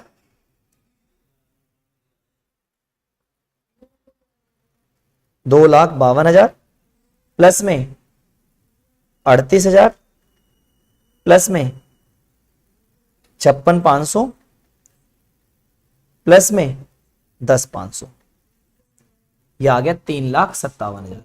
इस तरीके से आप लोगों की नई वाली बैलेंस शीट भी बन गई और इस तरीके से पूरा का पूरा क्वेश्चन भी आप लोगों का सॉल्व हो गया। तो अब हमारी इस क्वेश्चन के अंदर नई आइटम कौन कौन सी आई है सर, एक तो शॉर्ट टर्म बोरोविंग ने ले ली जगह, एक सीआरआर ने ले ली जगह, प्रेफरेंस शेयर रिडीम हो गए इक्विटी शेयर से, और कैश एंड कैश इक्विवेलेंट के बैलेंस में, और इन्वेस्टमेंट का अमाउंट पहले आप लोगों का खाली हो चुका था। सही है ना। ये एक कंप्लीट क्वेश्चन बेटा जिसकी वेटेज कितने की है, 5 मार्क्स की। कितने की वेटेज है इसकी, 5 मार्क्स की। अब एक बार पूरा क्वेश्चन आप लोग रीड भी कर लो और देख भी लो। विदुषी, बैलेंसिंग फिगर वाला बेटा अमाउंट आपको समझ में नहीं आया, तो बैलेंसिंग फिगर में कौन से वाला अमाउंट आपको समझ में नहीं आया, बैलेंसिंग फिगर में अगर आपको ये वाला पॉइंट समझ में नहीं आया तो ध्यान से समझना। सबसे पहली बात, हम लोगों की कंपनी ने कितने शेयर इशू करे, सॉरी हमारे पास कितने का कैश अवेलेबल है, 31,000 का। इन्वेस्टमेंट कितने की बेच दी, इतने की, तो कैश बढ़ गया 46। नए वाले शेयर कितने के इशू करे, 27। अब टोटल कैश कितने का हो गया, 73। अब 73 तो मेरे हाथ में है कम, हमारी फर्म ने कहा है 12,000 तो बिल्कुल पड़ा रहना चाहिए, तो 73 में से 12 हमने माइनस कर दिया। कितना अवेलेबल रह गया रिडम्पशन के लिए, 61,000। अब चाहिए कितना, 71,500। कितना चाहिए, 71। तो जो भी गैप आ रहा है 71,500 और 61,000 में, वो आ रहा है 10,500। 10,500 की हमने बोरोविंग कर ली। सही है ना, क्योंकि हमें पूरा का पूरा उतना अमाउंट यूज करना है। सर आज से पहले 2 क्लास में तो आपने कुछ नहीं बताया बेटा, 2 क्लास में तो बेसिक समझाने में निकल गया था कर क्या रहे हैं। सही ना। अब आज वाली क्लास के अंदर आप लोगों के सामने केसेस आएंगे। अब मेरे सामने अगर बैलेंस शीट पड़ी हुई है और अगर मैं ये ऑब्जर्व करना चाहता हूं क्या मैं प्रेफरेंशियल को रिडीम कर पाऊंगा या नहीं, तो उसके लिए मेरे को ये सारी वर्किंग करनी। सही है। और जर्नल एंट्री आप लोगों के सामने पूरी की पूरी ये रही, सारी जर्नल एंट्री मैंने आप लोगों को यहां पर करके बताई है A to Z। एक बार आप पूरी जर्नल एंट्रीज भी देख लो और सारी चीजें भी। कोई भी डाउट है मुझे बता देना।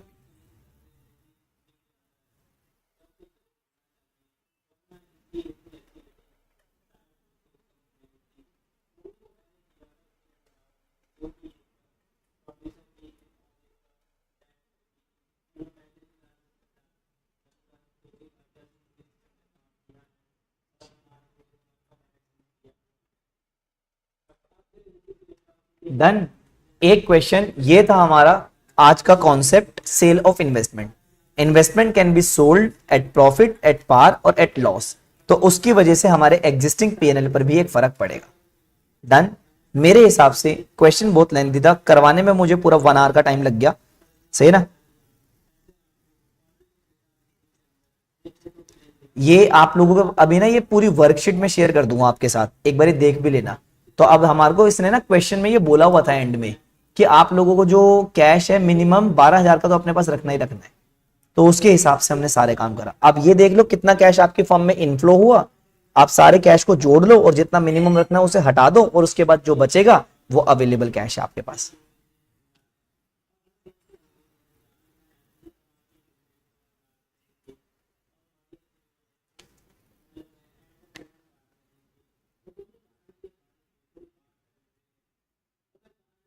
इसकी प्रैक्टिस साथ साथ करते रहना। क्वेश्चन नंबर 6 शायद मैंने कल आपको करा दिया था, नहीं भी कराया तो कोई दिक्कत वाली बात नहीं, वो आप एक बार देख लेना। क्वेश्चन नंबर 7 भी मैंने आप लोगों को करा दिया था। सही ना। अब एक ऐसा क्वेश्चन मैं और करा देता हूं आप लोगों को, थोड़ा सा कॉन्फिडेंस बिल्डअप हो जाएगा आप लोगों का।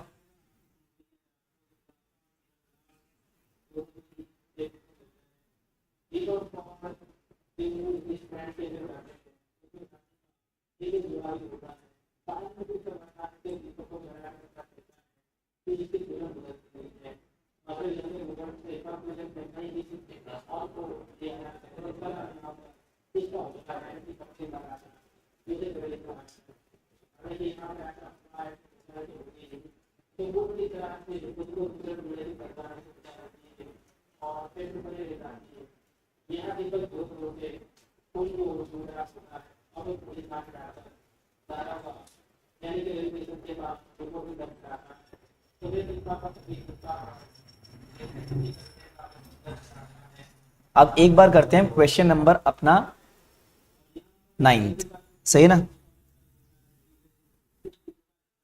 क्वेश्चन नंबर है 9th को एक बार रीड करते हैं। मेरे को क्या समझाना था इसके अंदर। सबसे पहली कंडीशन ध्यान रखना, प्रेफरेंस शेयर को रिडीम करने के लिए preference share must be fully paid up. अगर वो उस पर कोई भी कॉल पेंडिंग है तो सबसे पहले आप उसे फुल्ली पेड अप बनाओ। तो आज वाला केस अब ये नया भी है, एक कंपनी है। सबसे पहली बात तो ये आप लोगों के पास एक कंपनी है, इसके पास ये इंफॉर्मेशन है। कंपनी की 50,000 प्रेफरेंस शेयर है, 100 ईच, 70 पेड अप, यानी 30 रुपए का अमाउंट अभी पेंडिंग है। ठीक है सर, तो अभी तो हम रिडीम नहीं कर सकते इसको। 1 लाख कंपनी के पास इक्विटी शेयर है, सिक्योरिटीज प्रीमियम का अमाउंट 5 लाख का है, सीआरआर का अमाउंट 20 लाख का है, जनरल रिजर्व का अमाउंट 50 लाख का है और बैंक का अमाउंट 15 लाख रुपए का है। ठीक है सर, अब आगे देखते हैं। Under the terms of their issue the preference shares are redeemable on 31 March 2022 at 5% premium.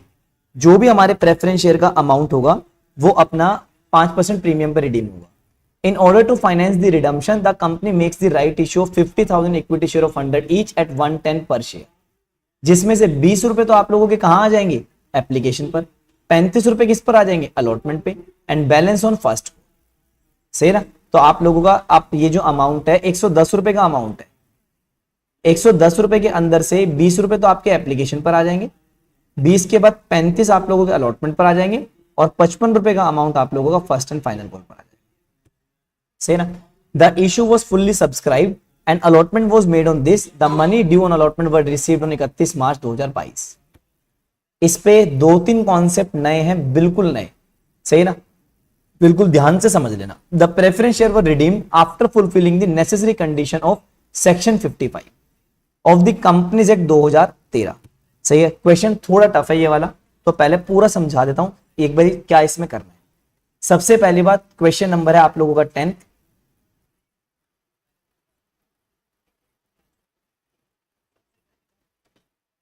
Question number है 10th है ना यार, एक बार ये कंफर्म कर लो बस। 9th क्वेश्चन नंबर कौन सा है, 9th। सही है। अब सबसे पहली बात, सेक्शन 55 यार क्या बोलता है। सेक्शन 55 सर ये बोलता है जब भी कभी हम लोग प्रेफरेंस शेयर को वापस करेंगे तो it must be fully paid up. क्या होने चाहिए, फुल्ली पेड अप, पहली कंडीशन। सही है। Second thing, preference shares can be redeemed at par at premium. अगर एट पार वापस हो रहे तो कोई दिक्कत वाली बात नहीं है, हमारा सारा काम डिविजिबल प्रॉफिट और फ्रेश इशू चल जाएगा। अगर एट प्रीमियम वापस हो रहे तो प्रीमियम का पैसा इकट्ठा करना है, उसके लिए सबसे पहले हम सिक्योरिटीज प्रीमियम देखेंगे, बाद में हम फ्री रिजर्व्स को देखेंगे। सही ना। तो अब सबसे पहली बात, हमारे वाले केस के अंदर जो प्रेफरेंस शेयर का अमाउंट है वो 50,000 प्रेफरेंस शेयर है, 70 रुपए पेड अप है, 30 रुपए तो अनपेड है ना। तो अब सबसे पहला काम तो ये 50,000 शेयर है आप लोगों के पास, जिसके अंदर से 70 का अमाउंट पेड है और 30 का अमाउंट क्या है, अनपेड। 30 का अमाउंट क्या है, अनपेड। अब हम इन प्रेफरेंस शेयर को रिडीम करने की बात कर रहे हैं, तो भाई लॉ ये कहता है पहले इनसे पहले पूरा पैसा मंगवा तो लो और ये तो देख लो कितने बंदे इसके अंदर जेन्युइन है, उन्हीं का पैसा रिडीम करना। तो सबसे पहले हम इन लोगों का पैसा ड्यू करेंगे और उसको हम मंगवाएंगे। सही है ना, पहली कंडीशन तो ये डन। तो अब जो मेरा ये अनपेड का अमाउंट है ये पेड अप हो जाएगा, तो इसके लिए हम क्या करेंगे, फाइनल कॉल को ड्यू करेंगे। तो फर्स्ट जर्नल एंट्री आप लोगों का फाइनल कॉल का अमाउंट ड्यू करने की होगी। प्रेफरेंस शेयर की परसेंटेज है 8, तो आप लोगों की एंट्री हो जाएगी preference share final call account debit to preference share capital 8%। ये अमाउंट आप लोगों का आ जाएगा कितने का, 50,000 शेयर है और एक शेयर पर कितने रुपए आने हैं, 30 रुपए। तो अब ये अमाउंट कितना आ जाएगा, 15 लाख।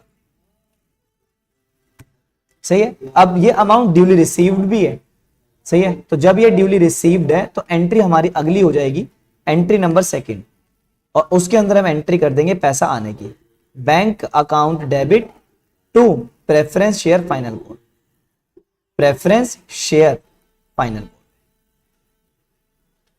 तो पहले हम लोगों ने फाइनल कॉल का अमाउंट ड्यू करा, अब वो फाइनल कॉल का अमाउंट रिसीव हो गया, तो कायदे से अब हमारे प्रेफरेंस शेयर सारे के सारे क्या हो गए, फुल्ली पेड अप। सारे के सारे प्रेफरेंस शेयर क्या हो गए, फुल्ली पेड अप। जब ये फुल्ली पेड अप हो गए तो बाय डिफॉल्ट अब हम एलिजिबल है कि हम सारे प्रेफरेंस शेयर का पैसा क्या कर सकते हैं, रिडीम कर सकते हैं। क्या मेरा ये फर्स्ट पॉइंट समझ में आया? Now they are eligible for redemption, now they are eligible for redemption. Done. अब जब ये एलिजिबल फॉर रिडम्पशन है तो सबसे पहली बात, face value to be redeemed, working note number 1, face value to be redeemed,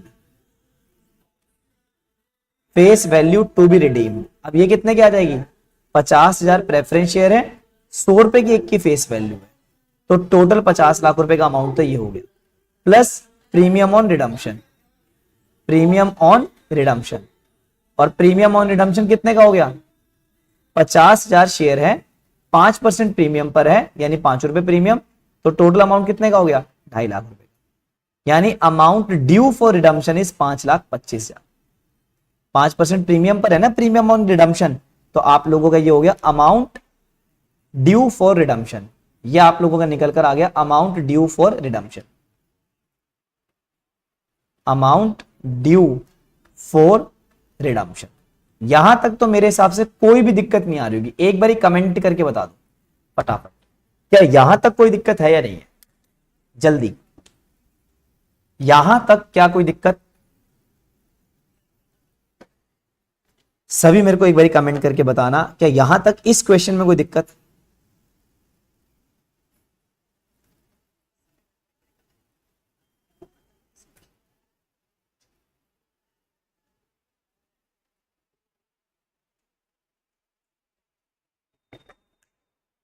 अब एक बहुत इंपॉर्टेंट चीज इसके अंदर चलेगी, जो कि हम बनाएंगे एक चार्ट से। अब उस चार्ट के लिए हम क्या करेंगे, वर्किंग नोट नंबर बनाएंगे 2।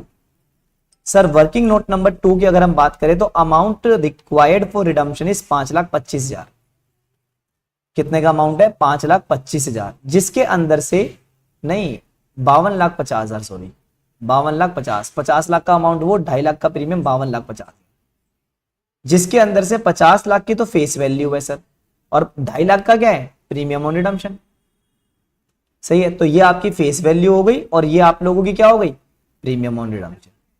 अब आप लोगों को दोनों अमाउंट अरेंज करने हैं। मुझे एक बात बताओ सर, सिक्योरिटीज प्रीमियम रिजर्व का अमाउंट ना हमें गिवन है, हाँ बिल्कुल, मैं मना नहीं कर रहा, गिवन है, सही है ना, 5 लाख का गिवन है, 2.5 लाख की हमें नीड है। सर एक बात बताओ, आपने ना नए प्रेफरेंस, नए इक्विटी शेयर भी इशू करें, कितने इक्विटी शेयर इशू करें, 50,000।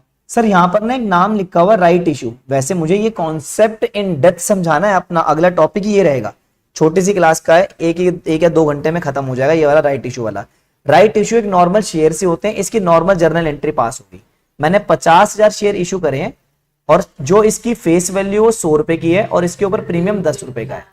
टोटल अमाउंट मेरा 110 रुपए का है, जिसके अंदर से 20 रुपए का पैसा तो मेरा एप्लीकेशन का है, 35 रुपए का पैसा मेरा अलॉटमेंट का है और 55 रुपए का पैसा मेरा किसका है, अपना फर्स्ट एंड फाइनल कॉल का। ध्यान से मेरा अब इस पॉइंट पर ध्यान देना, यहाँ अब उलझने वाले हो आप, सही ना। मैं ये कह सकता हूं इसके अंदर से 45 रुपए की मेरी फेस वैल्यू है और 10 रुपए का मेरा प्रीमियम है। डन, पहली बात। और दूसरी और एक मोस्ट इंपॉर्टेंट बात, सबसे पहली बात तो ये, कंपनी ने अभी सिर्फ अलॉटमेंट का पैसा ड्यू करा है और अलॉटमेंट तक का मंगवाया 31 मार्च 2022 तक। इसका मतलब अभी फाइनल कॉल आनी पेंडिंग है। फाइनल कॉल का मतलब है अभी ये वाला अमाउंट तो मैंने मंगवाया ही नहीं है, यानी मेरा 55 रुपए का अमाउंट मेरा आया हुआ है, जिसके अंदर मेरा 10 रुपए का प्रीमियम है और 45 रुपए की मेरी फेस वैल्यू है। सही ना। क्या मैं बताना चाहता हूं, पूरा ध्यान से समझना इस चीज को। अब सबसे बड़ी बात, जब अब सर अभी तक तो जितने भी क्वेश्चन कराए थे लमसम इशू कर दिया, लमसम पैसा आ गया, बट यहां तो मैंने इशू कर दिया और धीरे धीरे करके पैसा आ रहा है। क्या करेंगे उसके अंदर, अभी इस वर्किंग नोट के ऊपर मैं आऊंगा, पहले मैं एक जर्नल एंट्री से आप लोगों को समझा देता हूं अब इसमें होगा क्या। सबसे पहली बात तो ये, आप लोगों की कंपनी ने 50,000 शेयर इशू करे, सही है, 110 रुपए का एक है, जिसके अंदर एप्लीकेशन पर पैसा मंगवाना है, सही है, अलॉटमेंट पर पैसा मंगवाना है और फाइनल कॉल पर पैसा मंगवाना है, सही है। तो आप लोगों के पास ये अमाउंट कितने का हो जाएगा, 20 रुपए का, ये अमाउंट कितने रुपए का हो जाएगा, 35 रुपए का, और ये अमाउंट कितने रुपए का हो जाएगा, 55 रुपए। लेकिन अभी ये कॉल मंगवा ली, ये कॉल मंगवा ली, ये कॉल अभी नहीं आई है, सही है। तो फर्स्ट जर्नल एंट्री हम इसके अंदर क्या करेंगे सर, अपना शेयर इशू करने की, आप लोगों की हो जाएगी bank account debit to equity share application, और यहां पर आपके नंबर ऑफ शेयर कितने आ जाएंगे, 50,000, और आप लोगों का इसका पैसा कितना आ जाएगा, 20, टोटल अमाउंट कितने का हो गया, 10 लाख। पहली बात सर, इस पैसे को आप कहां ट्रांसफर कर दो, कैपिटल अकाउंट। तो अगली जर्नल एंट्री हमारी क्या हो जाएगी, equity share application account debit to equity share capital, to equity share capital, और अब ये अमाउंट आप लोगों का कितने का हो जाएगा, 50,000 इंटू में 20, तो आप लोगों का ये अमाउंट कितने का आ जाएगा, 10 लाख, सही है। इसके बाद हम क्या करेंगे, सेकंड कॉल, सेकंड कॉल मतलब इंस्टॉलमेंट, सॉरी अलॉटमेंट। अब हम अलॉटमेंट का अमाउंट ड्यू करेंगे, उस पर प्रीमियम का अमाउंट भी है, तो अगली एंट्री क्या हो जाएगी, equity share allotment account debit to equity share allotment, to equity share allotment, और यहां पर नंबर ऑफ शेयर कितने आ जाएंगे, 50,000 इंटू में हमारे पास टोटल इसका अमाउंट कितना आना है, 35, 35 के अंदर से 25 तो फेस वैल्यू के हैं और 10 रुपए किसके हैं, प्रीमियम के, तो फेस वैल्यू वाला अमाउंट तो कैपिटल में ट्रांसफर हो जाएगा, equity share allotment account debit to equity share capital, सही है, और to securities premium reserve, to securities premium reserve.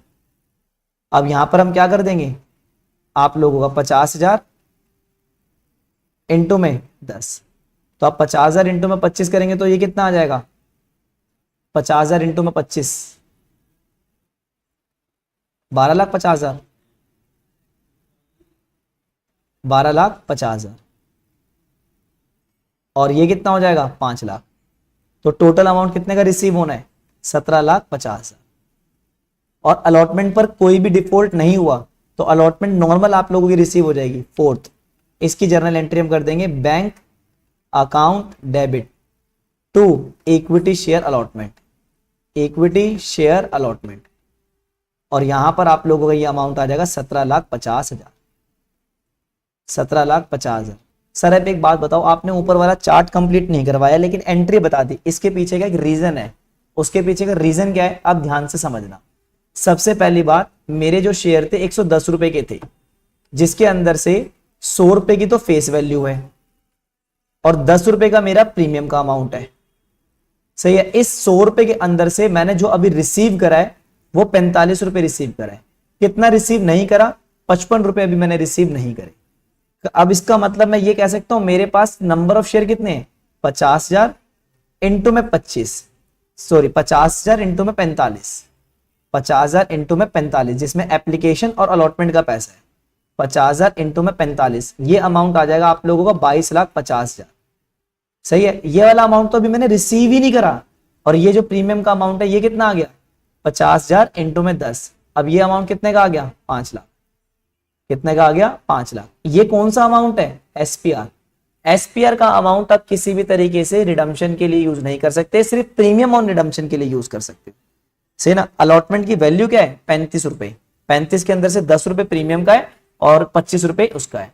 अब सबसे बड़ी बात, इसी में एक छोटा सा वर्किंग नोट मैं साइड में बना रहा हूं, आप लोगों के साथ ये पूरी वर्कशीट मैं अभी शेयर कर दूंगा।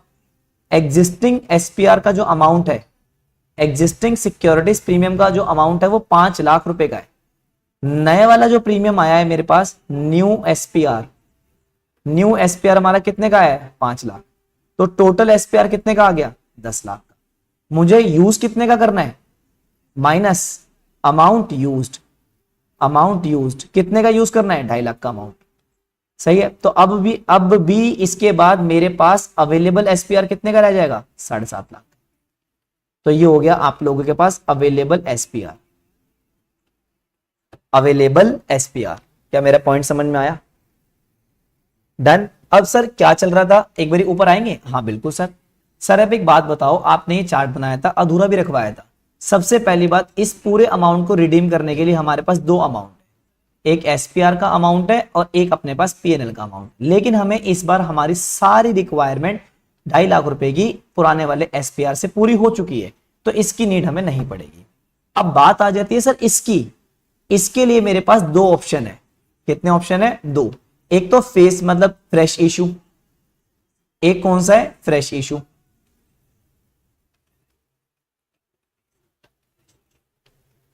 और एक किसका है?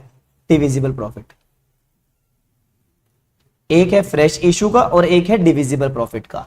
इन्होंने हमें ना क्वेश्चन में बोला है कि आप लोग क्या कर रहे हो? Fresh issue. फ्रेश इशू मैंने करे 50,000 शेयर है, लेकिन उसके अंदर से जितना अमाउंट मेरा रिसीव हुआ है ना, खाली मैं उस अमाउंट को यूज कर सकता हूं। किसके लिए? फेस वैल्यू को रिडीम करने के लिए। 50,000 इंटू में 45 का अमाउंट अगर मुझे अवेलेबल है, तो खाली इस वाले अमाउंट को मैं यूज करूंगा अपने अमाउंट को रिडीम करने के लिए। सही ना सर? बाकी का अमाउंट हम कहां से लेकर आएंगे?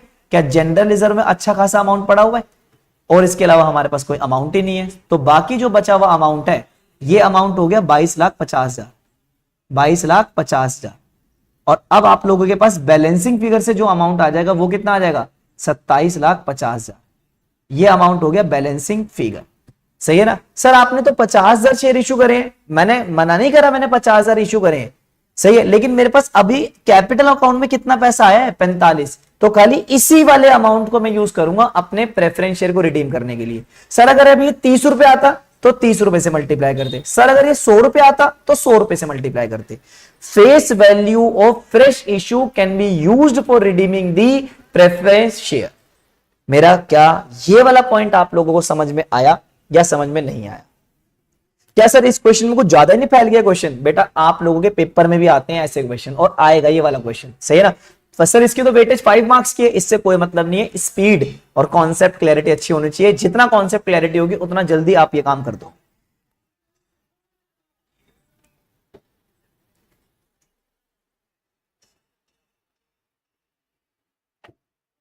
क्या मेरा पॉइंट समझ में आया? अब फटाफट इसकी जर्नल एंट्री पास करते हैं सर। आप लोगों ने यहां पर कुछ जर्नल एंट्री तो पास कर ली, वो तो इश्यू की थी सर। अब एक बार सारा अमाउंट इकट्ठा करते हैं जितना रिडीम करना है। तो आप लोगों के पास ये जर्नल एंट्री कितने की आ जाएगी? Entry number 5। सबसे पहले शेयर इश्यू, शेयर की तो मैंने एंट्री कर दी है, शेयर की एंट्री नहीं करनी, डिविजिबल प्रॉफिट की कर दो।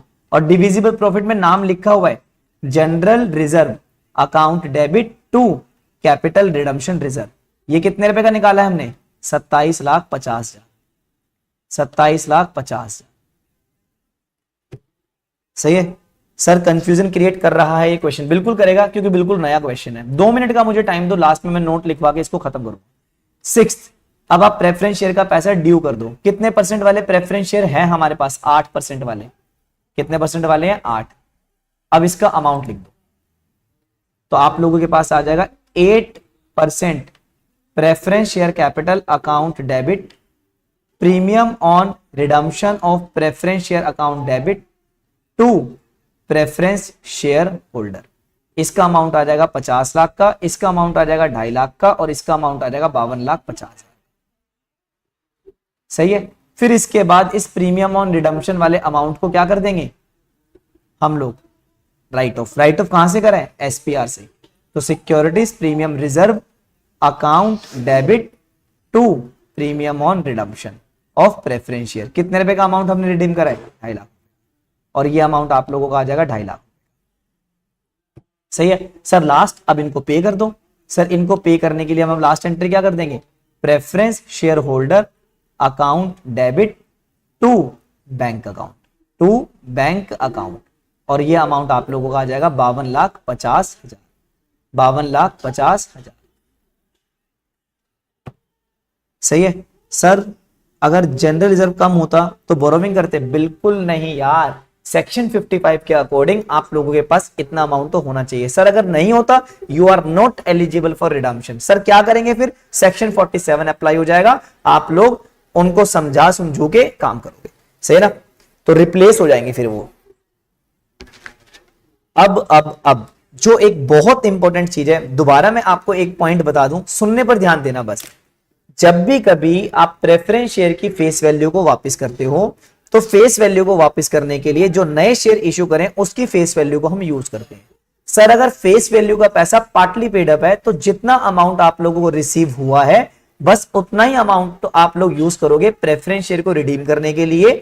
आप पूरे 100 रुपए के अमाउंट को यूज नहीं कर सकते। 50 रुपए में से 45 रुपए का अमाउंट रिसीव है, तो 45 रुपए का अमाउंट हम लोग क्या कर देंगे, अपना यूज करेंगे। सर आपने पिछले क्वेश्चन में तो बोरोविंग करी थी, बेटा वो मेरे पास कैश कम पड़ रहा था। अगर आप पिछले क्वेश्चन में भी जाओगे, सेक्शन 55 का जो मैंने चार्ट बनवाया था, उसमें जितना भी पैसा मैंने निकलवाया था वो कहीं ना कहीं से या तो शेयर इश्यू करके निकलवाया था, या फिर मैंने कहीं ना कहीं से डिविजिबल प्रॉफिट से निकलवाया था। मैं आप लोगों को दोबारा स्क्रीन पर वो चार्ट दिखा देता हूं। यह आप लोगों के सामने एक चार्ट बना हुआ है प्रेफरेंस शेयर का, अभी जो मैंने फर्स्ट क्वेश्चन कराया था। 65,000 का फेस वैल्यू है, जिसमें से डिविजिबल प्रॉफिट में से मैंने इतना अमाउंट निकाला और फ्रेश इशू के इतने शेयर इशू। इसमें मैंने कहा बोरोविंग का करा है, जो मेरा बोरोविंग का अमाउंट कम पड़ रहा था उसके लिए मैंने कैश अरेंज करा, और कैश अरेंज करने के लिए मैंने एक इन्वेस्टमेंट को बेचा और एक मैंने लोन लिया, लेकिन उसको मैंने सेक्शन 55 में कहीं पर भी यूज नहीं करा। सेक्शन 55 में मैंने सिर्फ वही चीज ध्यान रखनी है, डिविजिबल प्रॉफिट या फ्रेश इशू से या सिक्योरिटीज प्रीमियम, मेन तो ये तीन चीजें आएंगी। डन।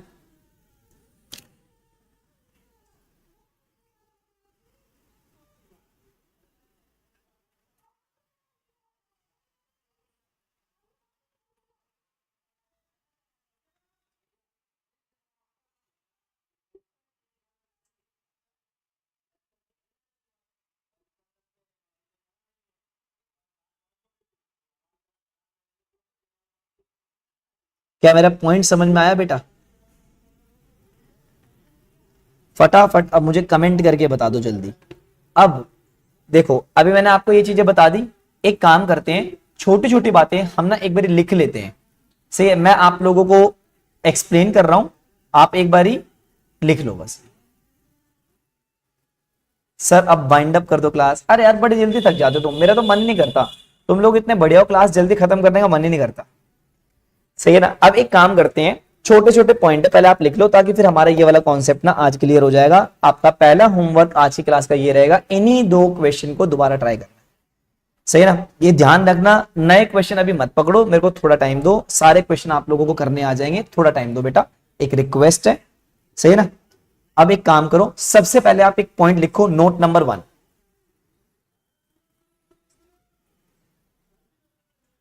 क्योंकि ताकि ना बाद में आप भूल ना जाओ ये वाली बात।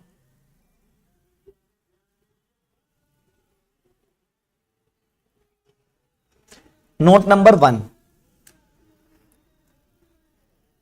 अच्छा हाँ यार, ये बात भी सही है, मैं आपके सामने अभी आया हूं, लेकिन तुम तो पूरा दिन किताबों के सामने रहते हो तुम्हारा भूमिका बहुत ज्यादा दिमाग चलता है वैसे। सबसे पहला, face value of preference share capital can be redeemed, face value of preference share capital can be redeemed out of fresh issue of share capital, fresh issue of share capital, first point. Point number second, और divisible profit, दोनों का नाम लिख रहा हूं ताकि बाद में ये ना रहे कि सर ये क्या एक ही लिखवा दिया, और कॉम्बिनेशन ऑफ बोथ, और combination of both.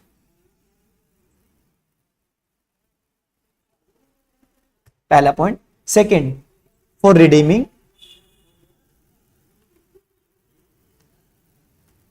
for redeeming the face value of preference share capital, face value of preference share capital, only face value of new share can be used. Point number third, if face value of new share is partly received, जैसे अपने ऊपर वाले question के अंदर हुआ था, 100 रुपए के शेयर में 45 रुपए की फेस वैल्यू रिसीव्ड हुई थी, partly received, then only that portion can be used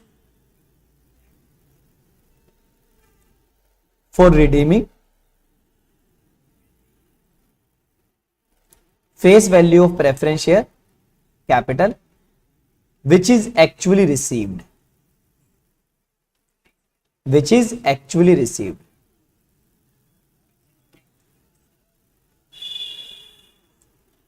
refer question number 9। PDF में से क्वेश्चन नंबर 9 को आप रेफर करो तो वहां से आपको अंदाजा लग जाए।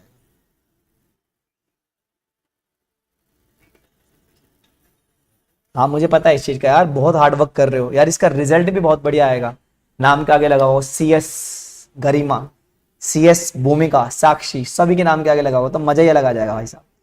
सही ना, डन। अब मुझे एक बात बताओ, क्या अब ये सारा टॉपिक क्लियर है या क्लियर नहीं है? पहले 2 मिनट। हाँ चलते हैं अभी, आप भी चलते हैं, आप भी चलना, चले जाना और मैं भी चलता हूँ।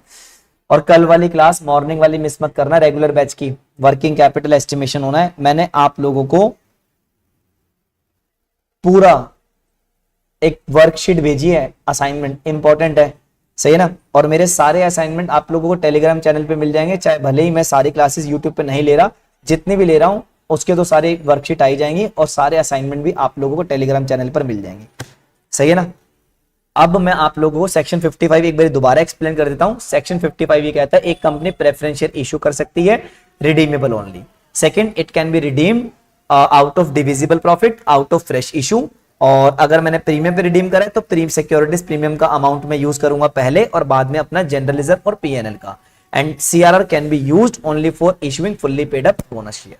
सही है। और जब भी कभी मैं फ्रेश इशू करूंगा तो ओनली फेस वैल्यू का अमाउंट में यूज करूंगा फेस वैल्यू को रिडीम करने के लिए। अगर फेस वैल्यू पार्टली रिसीव्ड है तो खाली उतना ही पार्ट रिसीव यूज्ड होगा जितना मेरे को अमाउंट रिसीव हुआ है। डन। अब एक बार मेरे को सभी कमेंट करके मुझे ये बताओ, क्या आज की क्लास के दोनों क्वेश्चन जो कि बिल्कुल नए और बहुत टफ और बहुत इंपॉर्टेंट है, क्या समझ में आए या समझ में नहीं आए? अब एक बार पीयूष, जैसे आप मेरे को वो वाला क्वेश्चन बता रहे थे ना, ट्राई करोगे तो काफी हद तक कर लोगे। 80% अब हो जाएगा। सही ना, क्योंकि इन दोनों की कनेक्टिविटी वहां पर आएगी।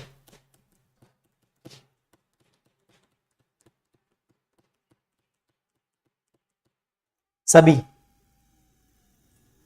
सही है ना। अब एक काम करता हूं, थोड़ा सा मैं होमवर्क आप लोगों के लिए प्रिपेयर कर देता हूं तो आप वो कर लेना।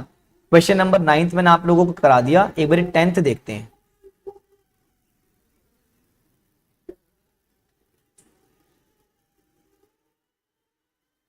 द 10th मैं कराऊंगा, ये भाई मेरी तरफ से पेंडिंग है, इसको कोई भी हाथ मत लगाना। सही ना।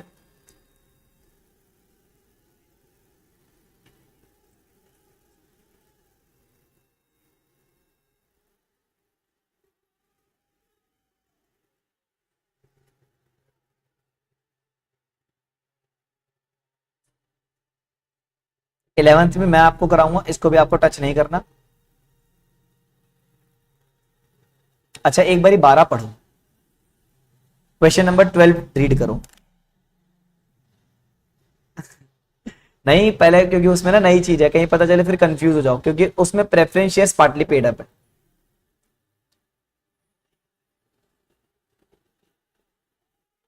थैंक यू सो मच बेटा समझने के लिए कि हाँ हम भी पूरी एफर्ट डाल रहे हैं यार। क्वेश्चन नंबर 12,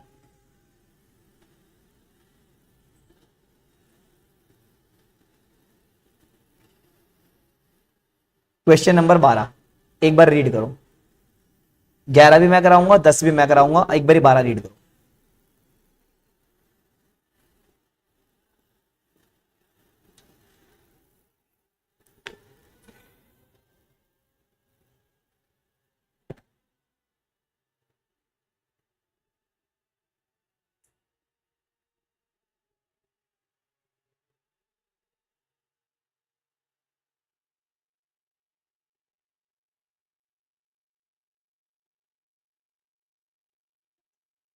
बिल्कुल सिंपल है ये। सही है ना। शुक्रिया गरिमा जी, मुझे यही चाहिए था यार। कुछ बच्चे ऐसे हैं जिन्हें बिल्कुल भी समझ में नहीं आ रहा तो थोड़ा सा दिक्कत आ रही है, पर वो बच्चे मेरे पास डायरेक्टली आते नहीं है, वो अपने आपस में परेशान रहते हैं। यार जिस सब्जेक्ट का टीचर है पहले उससे बात तो करो, क्या पता उसके पास कुछ सॉल्यूशन हो, पर नहीं। हमारे यहाँ कुछ बच्चे ऐसे हैं कहीं पे भी खड़े हो जाते हैं। डन। अब आप लोगों के पास है क्वेश्चन नंबर 14 मैं कराऊंगा।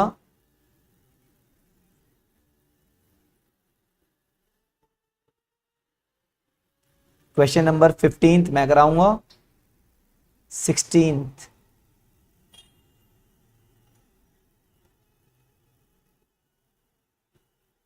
16 आप रीड करो एक बार। Question number 16। हाँ हाँ, आज वाली क्लास तो बहुत ज्यादा जरूरी है, वो तो मैं शेयर करूंगा ही करूंगा। क्वेश्चन नंबर 16 ट्राई करो एक बारी, रीड करो। तो आज वाली क्लास का एक होमवर्क तो हो गया। क्वेश्चन नंबर आप लोगों का जो मैंने 2 कराए हैं वो, प्लस क्वेश्चन नंबर आप लोगों का 12 प्लस क्वेश्चन नंबर 16।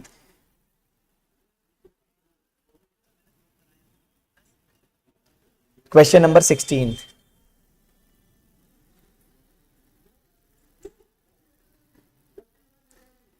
होमवर्क में कौन कौन से करने हैं, एक तो क्वेश्चन नंबर 12, एक क्वेश्चन नंबर 16, 2 मैंने कराए हैं। पहले ये रीड करो, अभी आगे भी देख रहा हूं पीडीएफ में कौन कौन सा आप कर सकते हो।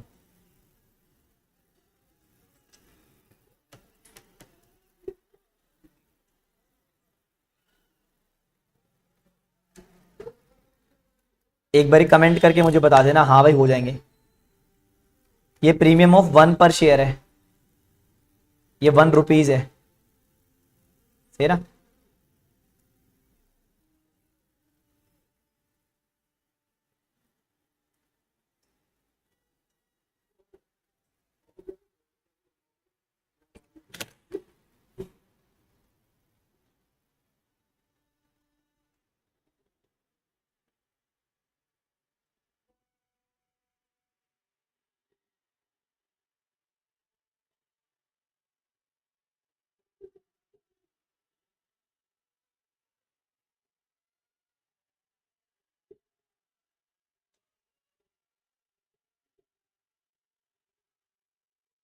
ठीक है बेटा।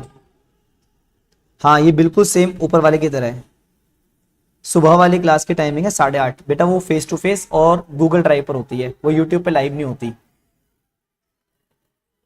सही है। अब ना एक दो क्वेश्चन है, छोटे छोटे से हैं, आपके ICSI मॉड्यूल के हैं और बिल्कुल बच्चों वाले क्वेश्चन है। एक दो क्वेश्चन हो रहे हैं वो भी मैं आपके साथ शेयर कर दूंगा। पहले एक बार मॉड्यूल का इसका थोड़ा रिस्पेक्ट करना, क्या कह रहा है, क्या मॉड्यूल के अब क्वेश्चन हो जाएंगे कि नहीं हो जाएंगे। क्वेश्चन नंबर 17 रीड करो। क्वेश्चन नंबर 5 की तरह है ये, हाँ बिल्कुल सेम उसी की तरह है ये।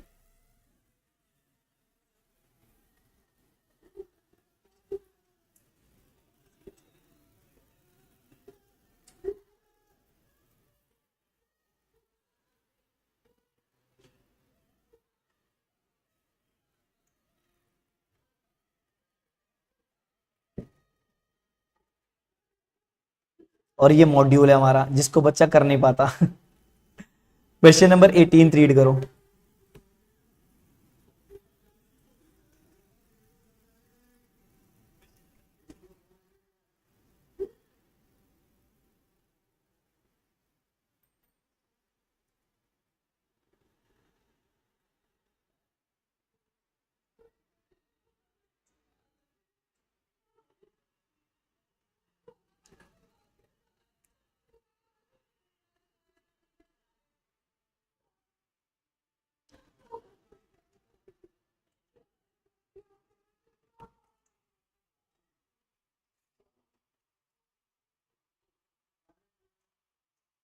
ठीक है ना।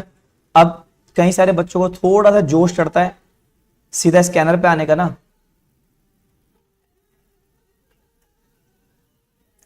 तो एक दो क्वेश्चन स्कैनर के मैं होमवर्क में दे रहा हूं। ये सारा स्कैनर लास्ट ईयर के क्वेश्चन है सारे जो आए हुए हैं।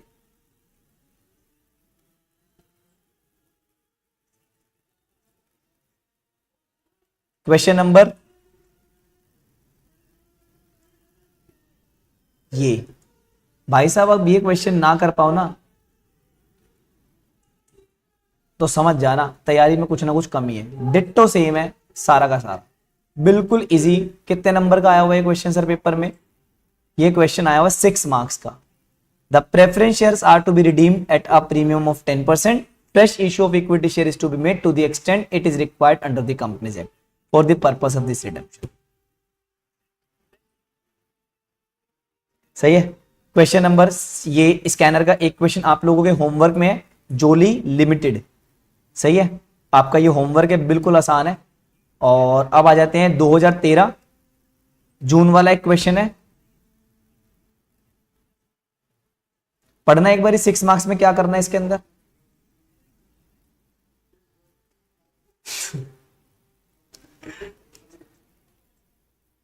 क्वेश्चन नंबर जून 2013 में आया हुआ है, ये 6 मार्क्स का क्वेश्चन आया हुआ है, पढ़ो एक बारी। और मुझे एक बात ये बताओ कि ये हो पाएगा या नहीं हो पाएगा।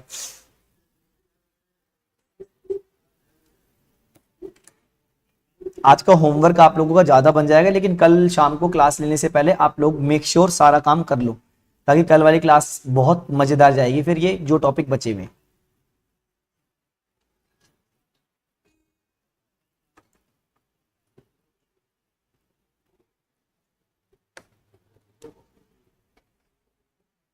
इसके नीचे सॉल्यूशन भी है रेफरेंस के लिए, आराम से टैली कर लेना।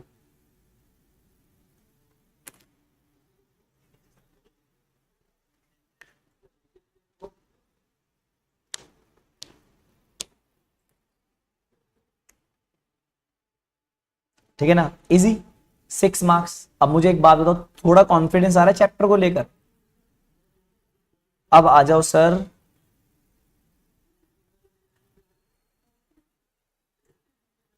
ये मैं कराऊंगा, ये मत करना। सही ना, इसको मत करना, ये मैं कराऊंगा।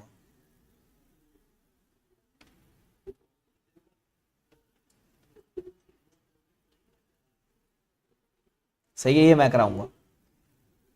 और इसके अलावा कोई क्वेश्चन आया हुआ है पेपर में, एक बार ये देखते हैं। क्वेश्चन नंबर ये रीड करो,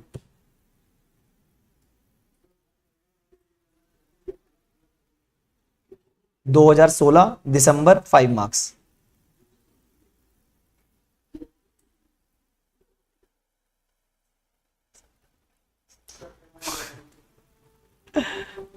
क्वेश्चन नंबर 2016 है, 5 मार्क्स, ये रीड करो। इसमें ना एक काम और करना है आपको, बोनस इशू की जर्नल एंट्री पास करनी है। सही ना, अब बोनस इशू वाला चैप्टर तो आता है ना, तो वो वाली लास्ट वही हो जाएगी, CRR account debit to bonus to share holder and क्या नाम है उसका, bonus to share holder account debit to equity share capital.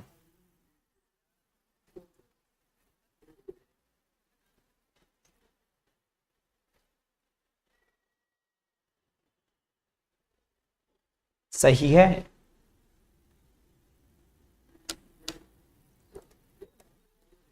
अब कल वाली क्लास अपनी बहुत ज्यादा इंपॉर्टेंट होगी, मॉर्निंग वाली भी और इवनिंग वाली भी।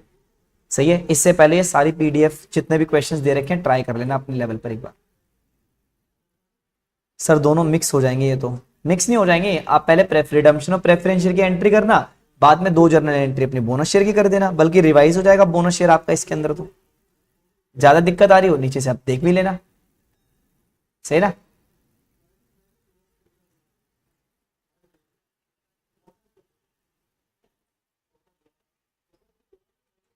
एक बारी 2017 दिसंबर का भी क्वेश्चन रीड करो, 3 मार्क्स।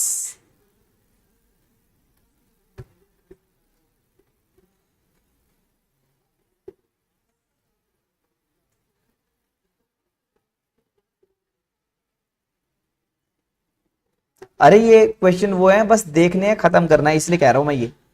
सही ना, अब बस 5 मिनट और, मैं क्लास वाइंड अप कर रहा हूँ। ये मेरे हिसाब से 10 के आसपास क्वेश्चन बैठेंगे होमवर्क में, ज्यादा तो हो जाएगा, 2 घंटे का काम रहेगा बस, ज्यादा नहीं रहेगा।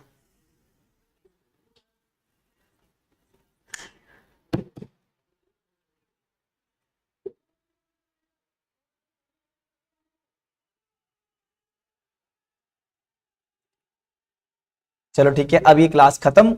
अब यहां तक के क्वेश्चन आप लोग ट्राई कर लेना।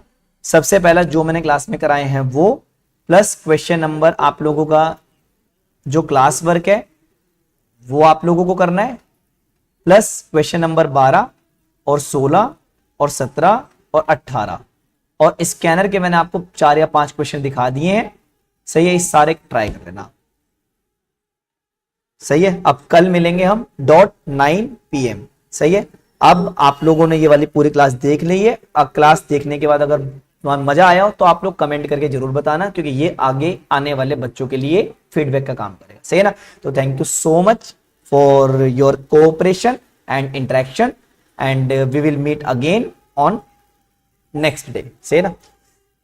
Good night, bye bye.